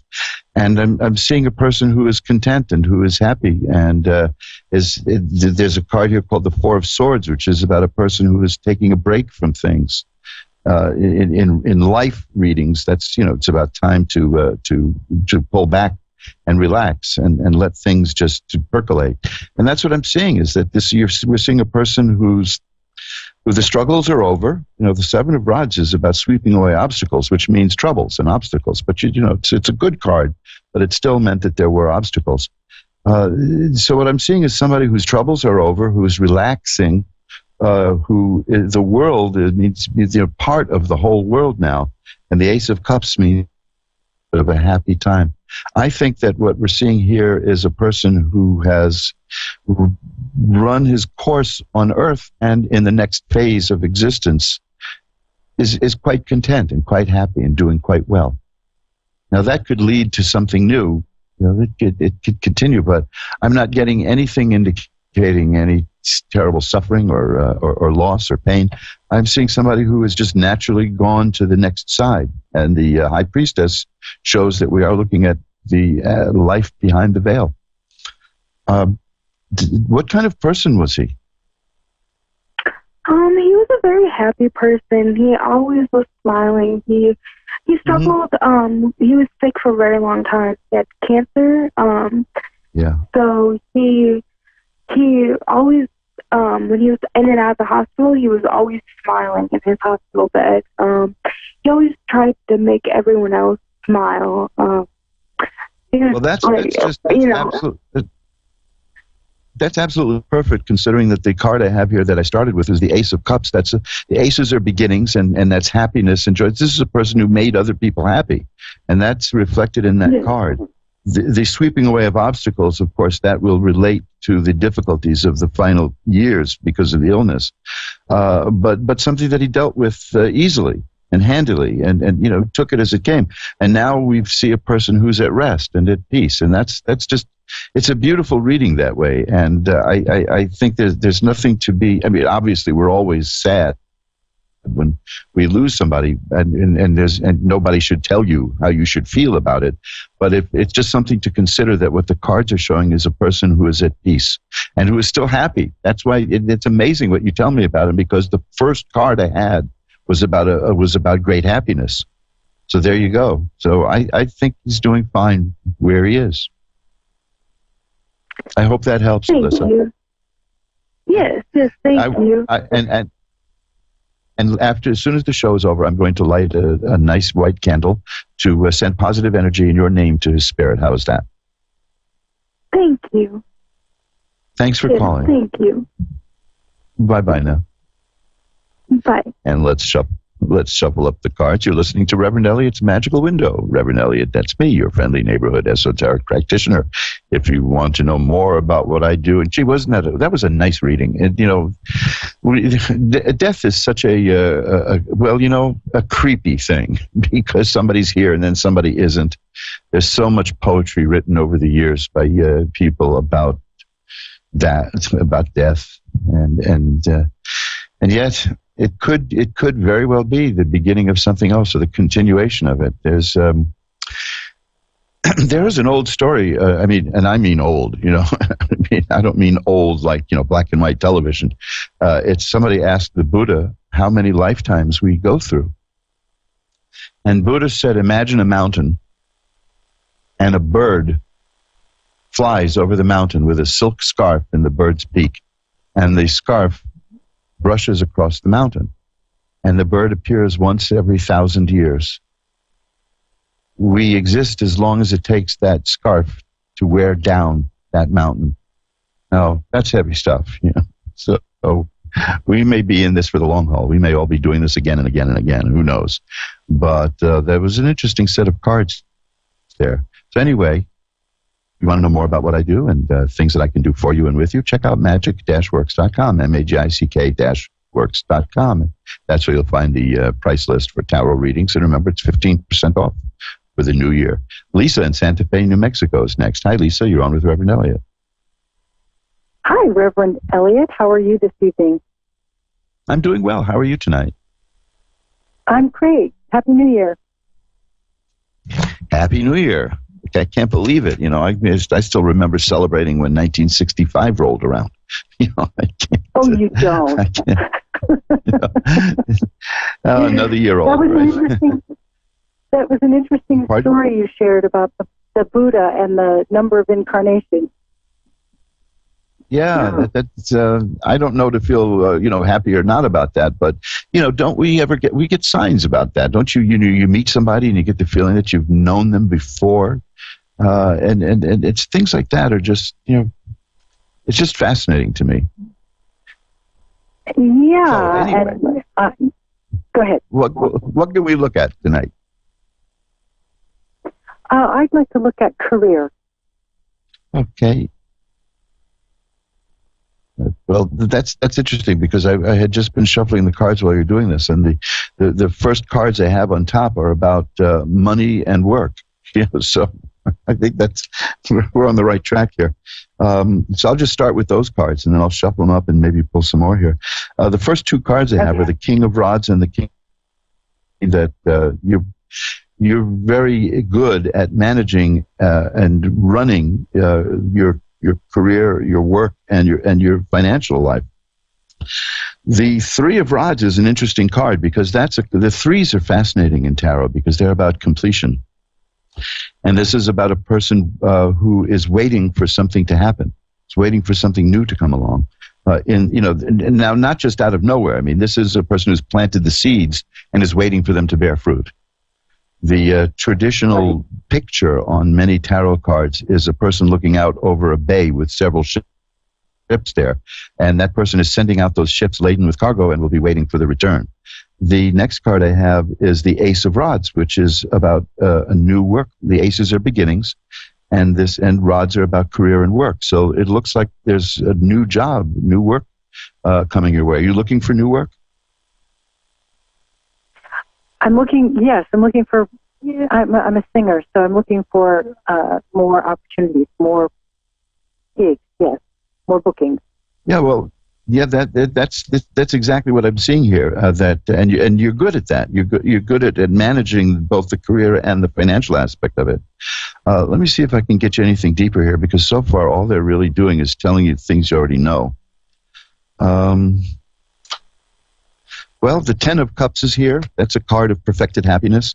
These are good. The Ace of Cups is here. We get a lot of aces for people around the new year. It's because it's time for beginnings. And the Sun, which is a card of growth and healing and all the wonderful things that come from the sun. This looks like it's going to be a very positive year for you career-wise, and a happy one and a fulfilling one. Well, that's fantastic. Those are some of my favorite cards. Oh, excellent. They're very upbeat. You must be a very positive person, too. Yeah, I would say so. So what kind of singing do you do? It's jazz. Mm-hmm. I've been working with a classical guitarist, and so we're looking at that space in between jazz and classical music, and wonderful. Sort of forging our own way. I knew somebody many years ago who did that. It was a guitarist. I think he played a 12-string guitar. Is there such a thing as 12-string, or is my memory playing tricks on me? Yes, yes. Yeah, he was like a wizard to watch, because he would play classical stuff, but it was definitely jazz influenced. So that's heavy stuff. That's beautiful stuff. Well, let me tell you something. I got one more card here for you, which I think you'll like. It's the Nine of Coins. Now, the Nine of Coins is about an investment that pays off. Now, obviously, the investment here is the work you're putting into this, into yourself, and this is a card about it paying off. I think a lot of stuff is going to come together for you this year. Fantastic. I've definitely been putting in the action, taking the action. And that's really what it is. That's where it takes. It's that kind of hard work. I was around the entertainment business for years and years, and I've seen this stuff just hit for so many people who were fully prepared for it, because it was just a natural outgrowth of them doing the work. It wasn't, walking down the street and going into Schwab's drugstore and being discovered. You know that a lot of people don't realize that it's a great deal of work. All the professional actors I knew spent more time auditioning than actually acting, and they would still take classes because it's all about the work, and you're doing the work. That's why, you see, there's nothing glamorous in these cards. These are cards about work. And you're doing the work, and that's the first sign of success, is just doing the work. Yeah, it's true. It's only glamorous when you look at it from the outside. Well, that's the illusion that it was projected. I mean, there's that famous line from George Burns about success in show business. He said the key to success is sincerity. Once you can fake that, you've got it made. Is in what? He says sincerity is the key to success. Once you can fake that, you've got it made. So, but there's a lot of truth in just the idea that it's about a lot of work and work. Now, let me tell you this. I pulled a couple more cards here. And one card that I find interesting is the Seven of Cups. And that's telling me that you have a lot of ideas. And that's that your mind is filled with ideas, and they may not all be very focused, because it's a card of unfocused ideas. It's a card that a lot of people don't like. I love that card, because I'd rather have a whole bunch of ideas and then none at all, and just pick a couple and zero in on them. And that's what I see that you're going to do. And that's your strength, is that you can imagine something and make it happen. You can see something and create and make it go. And I'm seeing hard work and success here. I mean, the Sun card is definitely about success. Now, this is just this one more card I'll leave you with, but you see, this is only telling you what you know. The Six of Swords is here. That's a card about movement. That's a card that's not. That's the one that people used to say, you're going to take a trip by sea. That's the most literal possible definition of that card, as you know. But it's really about getting yourself from where you are to where you want to be through your own willpower and your own mind power. And you're doing it. And there's nothing that demonstrates to me, as a person who couldn't carry a tune in the proverbial bucket, there's nothing that is more a sign of mental discipline than being able to sing.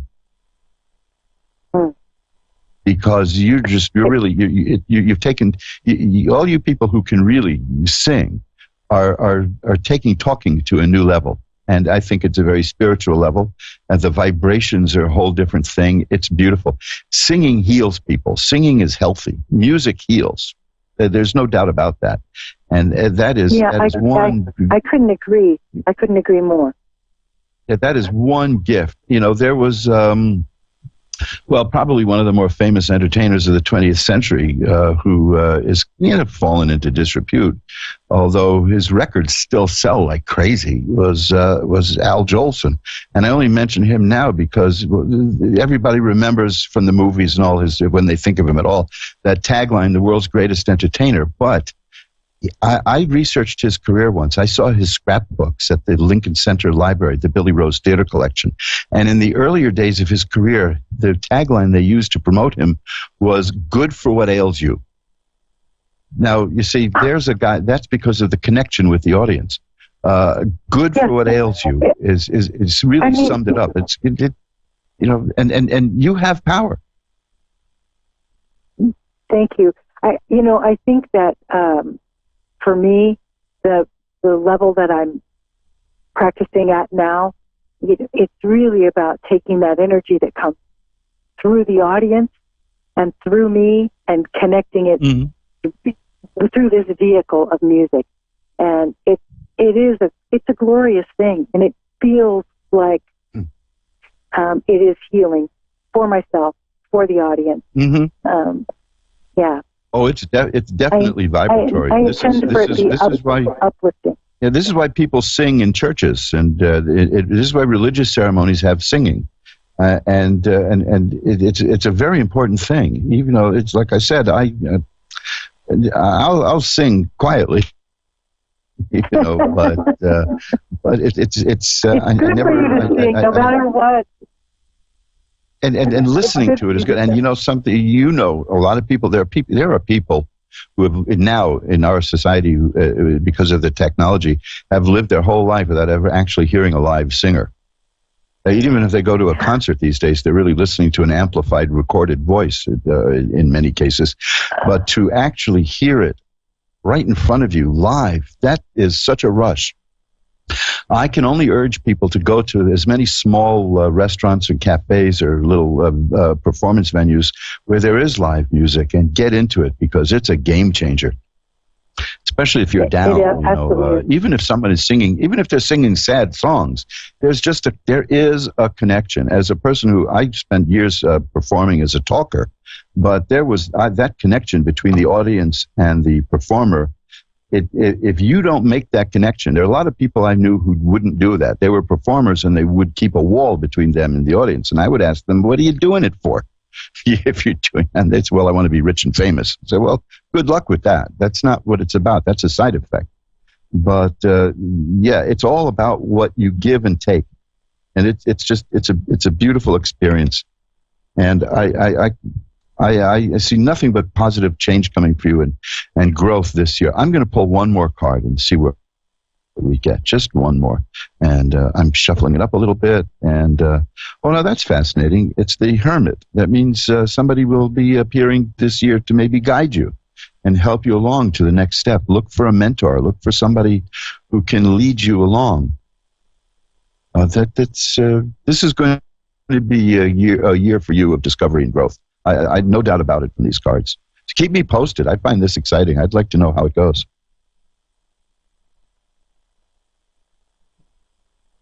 Lisa, you there?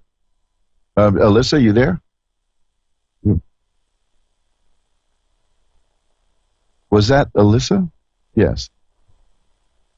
Lisa. Okay. Well, well, here's what we do. I will. I think we lost our singer. We lost our vocalist.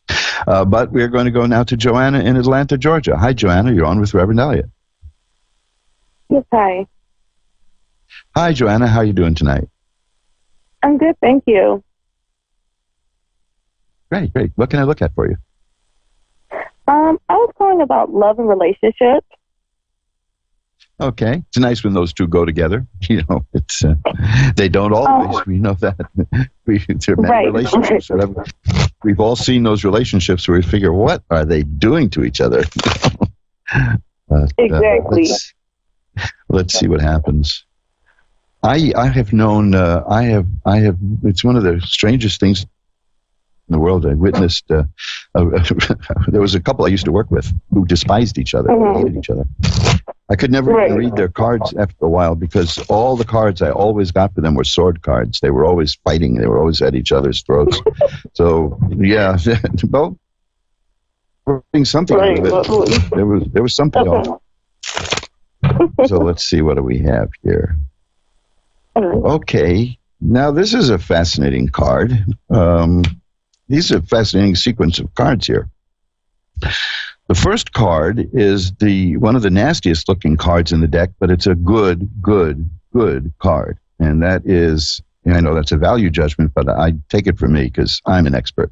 the 10 of It's the 10 of Swords. That's the card that shows a person lying face down in the mud with 10 swords in her back. Now that means the worst is over. You know, that doesn't mean death or anything horrible like that. It means that life has thrown a lot of bad stuff at you, but you survived and you're going to get up and it's going to be fine. Did you recently have like a bad relationship or something? Well, it was it's kind of hard to explain. It wasn't a bad relationship. It was like two damaged people dating each other. Oh, tell me about it. Yeah. Good relation. We were good people, but we've been through so much. And so someone decided to walk out of it, which was my ex. Well, I can sure relate to that because I've been there. I've been there. You know, it's like I used to be that guy who can walk into a room and find exactly the one person who was right there to fit in with what was wrong with me. Oh wow! Wow. You know, we work on that. We work on growing, and so this is a good card in that case because this is saying the worst is over. No, that's good. That's growth. That shows that you're getting better. Now, here's the good news: is there is a relationship coming for you.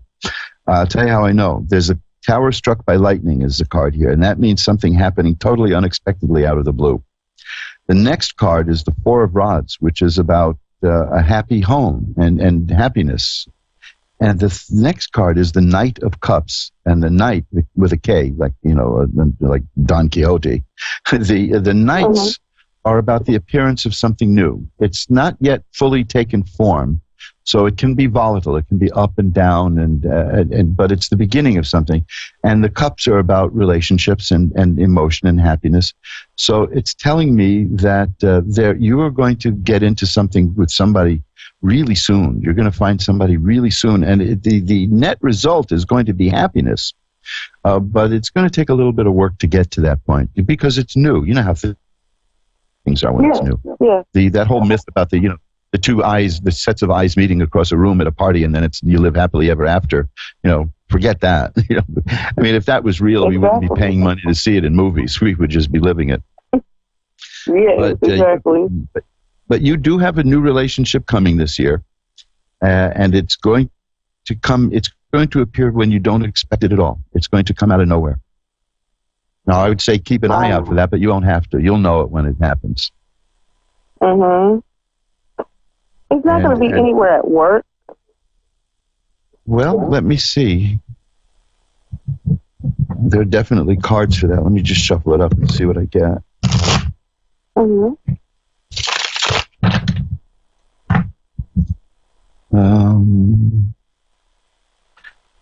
Well, I'm getting, loosely speaking, yeah. I mean, this might be me stretching it a bit, but one of the cards I have is the Five of Rods. And that's about, the rods are definitely about work and career, and it's about stiff competition. So I'm going to interpret that in light of your quest that, yes, it looks like it could be coming out of somebody at work, but somebody who other people are interested in also. However, the cards before that one, the cards before that one are say it's all on your side.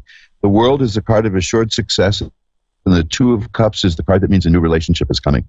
The only reason I'm going to say there's a strong possibility that it'll be through work is because the Five of Rods is a card about work.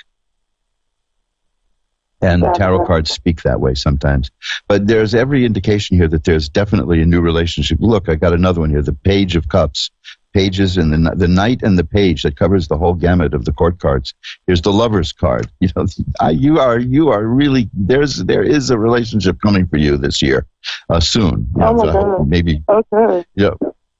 Again, here's the King of Cups. You've got all these court cards. That means, now the thing, let me tell you why that's important. The court cards are evolving. It starts with the Knight, and then it goes to the Queen, and then it goes to the King, and then it goes to the Page. And at each step along the way, it solidifies whatever it is. Like if it's coins, it's the money. If it's rods, it's about work. Well, these are all cups. So you have 3 of the 4 cup cards. So you go from the Knight to the King to the Page. And that's telling me that this is a dynamic, growing relationship that is going to settle in, and it's going to, it's not going to be like a flash in the pan kind of thing. I think that you're headed for a serious relationship this year, and you both are going to be doing the work needed to make it grow. You're going to take it from the stage of the beginning, which is the Knight, into the King and into the Page, which is the earthly. It's the solidifying of it all. This is very good. Remember, the main thing here is that the worst is over. There's a new relationship that's going to come suddenly. It very likely will come from your workplace. And there's a great measure of success involved in it for you. And you're both ready for this because you're going to do the work. You're going to put the work in for it. Wow. This is good. One more card here. Cups. This may be more to the point than the one about work. This is the Three of Cups. And the Three of Cups has an implication of something happening through your friends. So it's going to be somebody you'll meet through people you know.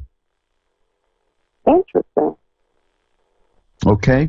And there's also, that implies success too. 3s are completion in tarot. That implies success.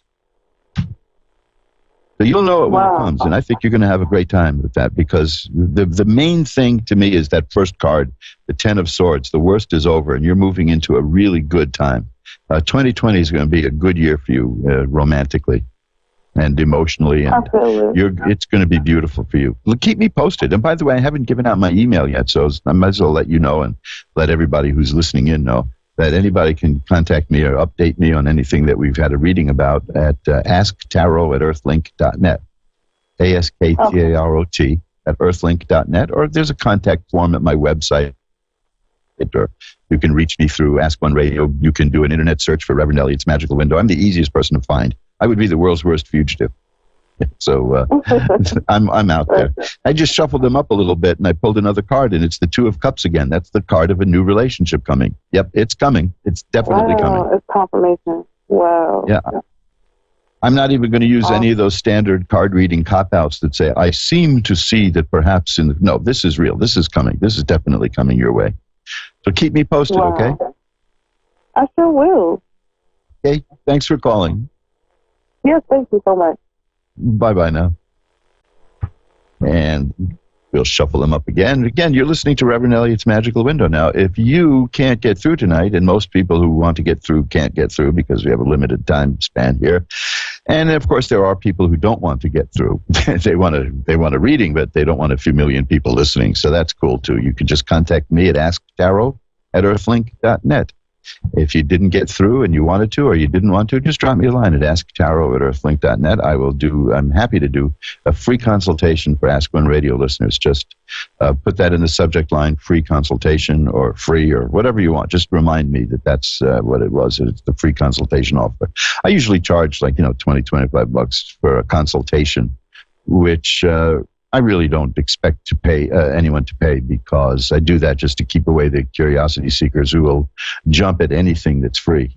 But I don't. You guys are not like that. I know that if you're listening to Ask One Radio and all the great shows here, that you're very serious about this. So that's my gift back to the people who listen, is a free consultation just for Ask One Radio listeners. We do it by email. It's very simple. I pull a few cards and I send you a detailed report on them, and 99 times out of 100, that's it. That's all you need. A lot of people think that I'm going to do that as a come on and then charge you $4,822 for a full reading, which of course is ludicrous. I don't do that anyway. I never go above $3,000. But you'll see. You go to magic-works.com, magic-works.com. You'll see the price list there. My readings are really affordable. I do not do this for the money. It's just, there's no way around that. So these things are all flexible. But no, the free reading, the free consultation I offer is not a come on. Most people get their question answered completely and fully with just a few cards. And I'm always happy to do that because, hey, it just doesn't cost me anything. So why should I bleed people for every penny there is in the world? It's not what life is about. I used to tell, this is fascinating. I don't even remember if I wrote this up in one of my books, but I used to tell people, and I'm going back years, I came up with this idea years ago, that of all the things people need in the world to survive, money is probably the easiest thing to get. And I did a test for that. I walked down a busy street here in New York City. I walked along Central Park West, and I asked people for money. This was a long time ago. And I got money, people gave me money. People gave me, $1 here, a quarter there, they gave me some money. No sweat. I just said, listen, can you spare some money? Now, the next day, I went to the same spot at the same time of day, and I walked along there, and I asked random people on the street if they would just spend a couple of minutes to listen to me. They really would like to have somebody listen to me. And nobody cared. But you see, what is more important? Is it getting a few dollars or getting somebody to listen to you and understand you and connecting with a person? That's what it's all about. That's what communication is about. And that's why I'm here. Almost everything I've ever done in my life in terms of career work has been about communication. And looking back over my long life, I see that I've been involved. One of the very first jobs I ever had as an adult was writing copy for a local news station, a local television station for the news. So there you go. I'm intimately familiar with how TV news operates, folks. So this is why I don't bother with it. That's a whole different thing. We can talk about that for years and years and years, but that is way off the subject. Anybody wants to get into a discussion about that, contact me. I'll be more than happy to talk to you about it. Let's get in a couple more calls here. Joanna in Westminster, California is next. Hi, Joanna. You're on with Reverend Elliot. Hi, how are you? I'm doing well. How are you tonight, Joanna? Good. Thank you for taking my call. Hey, that's what I'm here for. I can ask any question. Go ahead. I can ask any question. Oh yeah, sure. Just don't ask me what the capital of. Don't ask me what the capital of Nebraska is. That's. I wanted to ask kind of a hard question. I was wondering if my husband was cheating on me. Okay. Let's see. First of all, you do have suspicions, or you wouldn't be asking the question. That there are definite cards for that. Let's take a look. Now, I'm going to shuffle them up and see what we get. Well,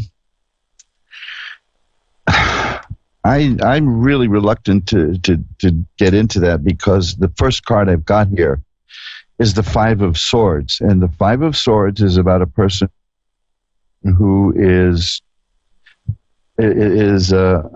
not being very fair, is cheating in a sense. The Five of Swords is about a person who is not treating you properly, who is not being truthful. We have very limited time here, so I don't want to. I can't give you a definitive answer, but that is exactly the card that hits what you think is going on.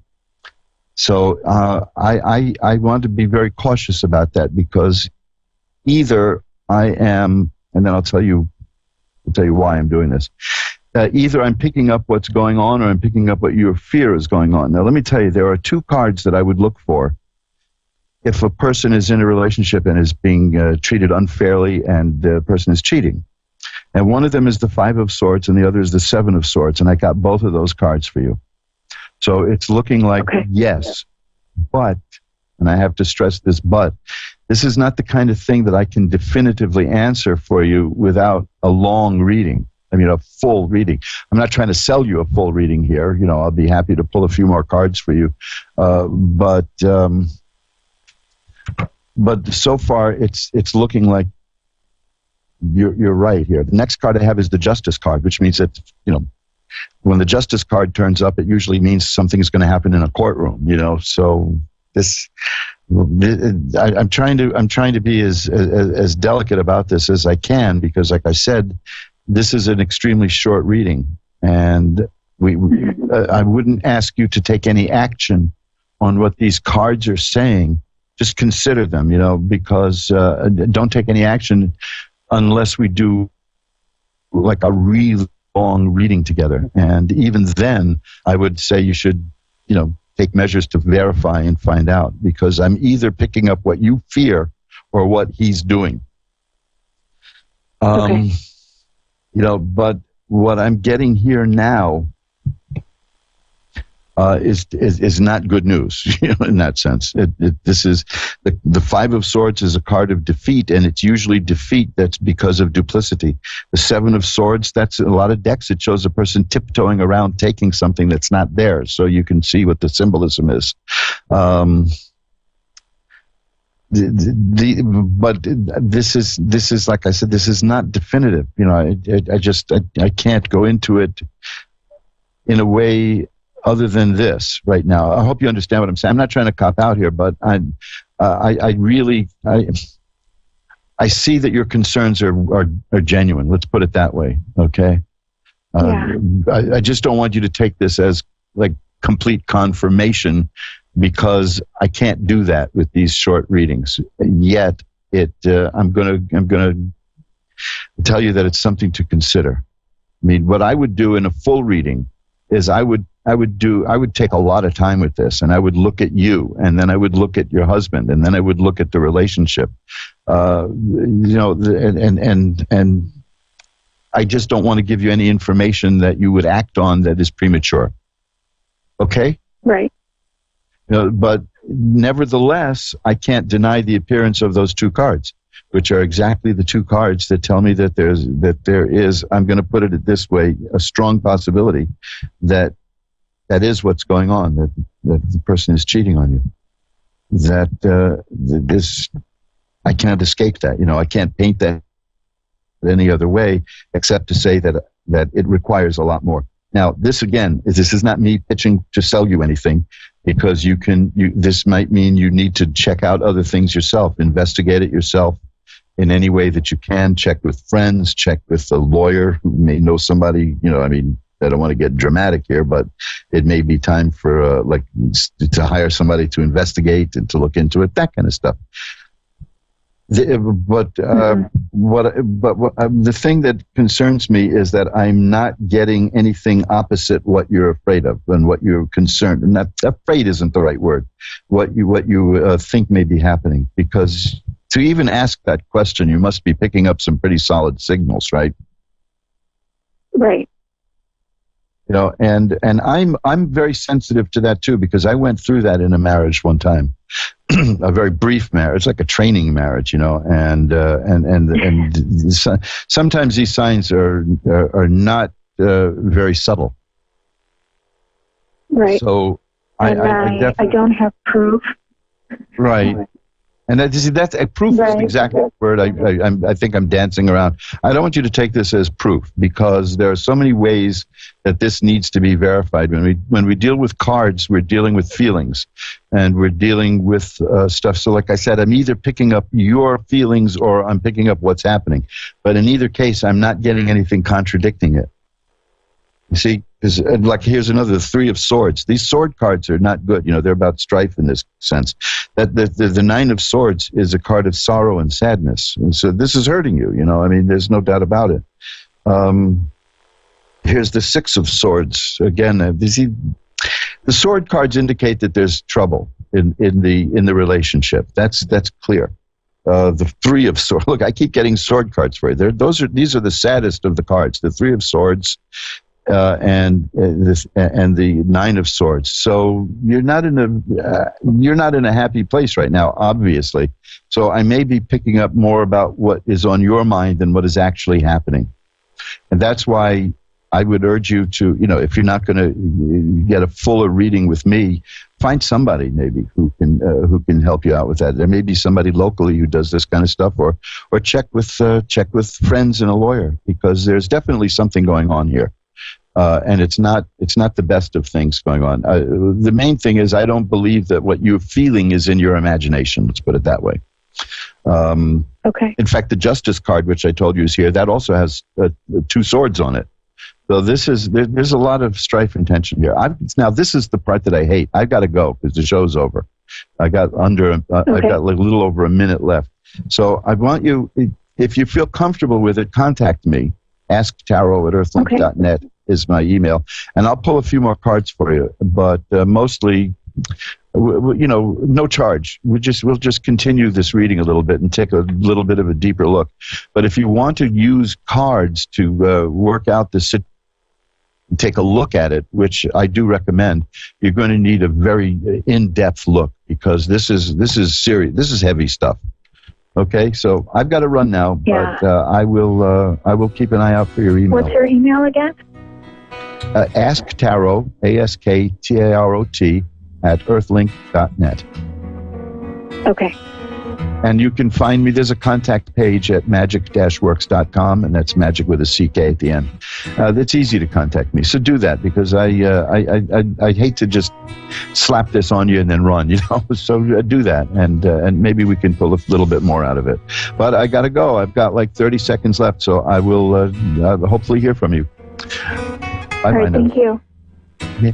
And that's it, folks. That's it. We just ran through the hour. Wow, that was so fast. So remember, magic-works.com, magic-works.com, if you want to see more about what I do, and mojoacademy.org. There is a book there that will change your life. Please check those out. We'll talk more about that next week. Got to run now. Bye-bye. A1R, Lifestyle, Healing and Wellness Radio. A breath of fresh air. This is A1R, a product of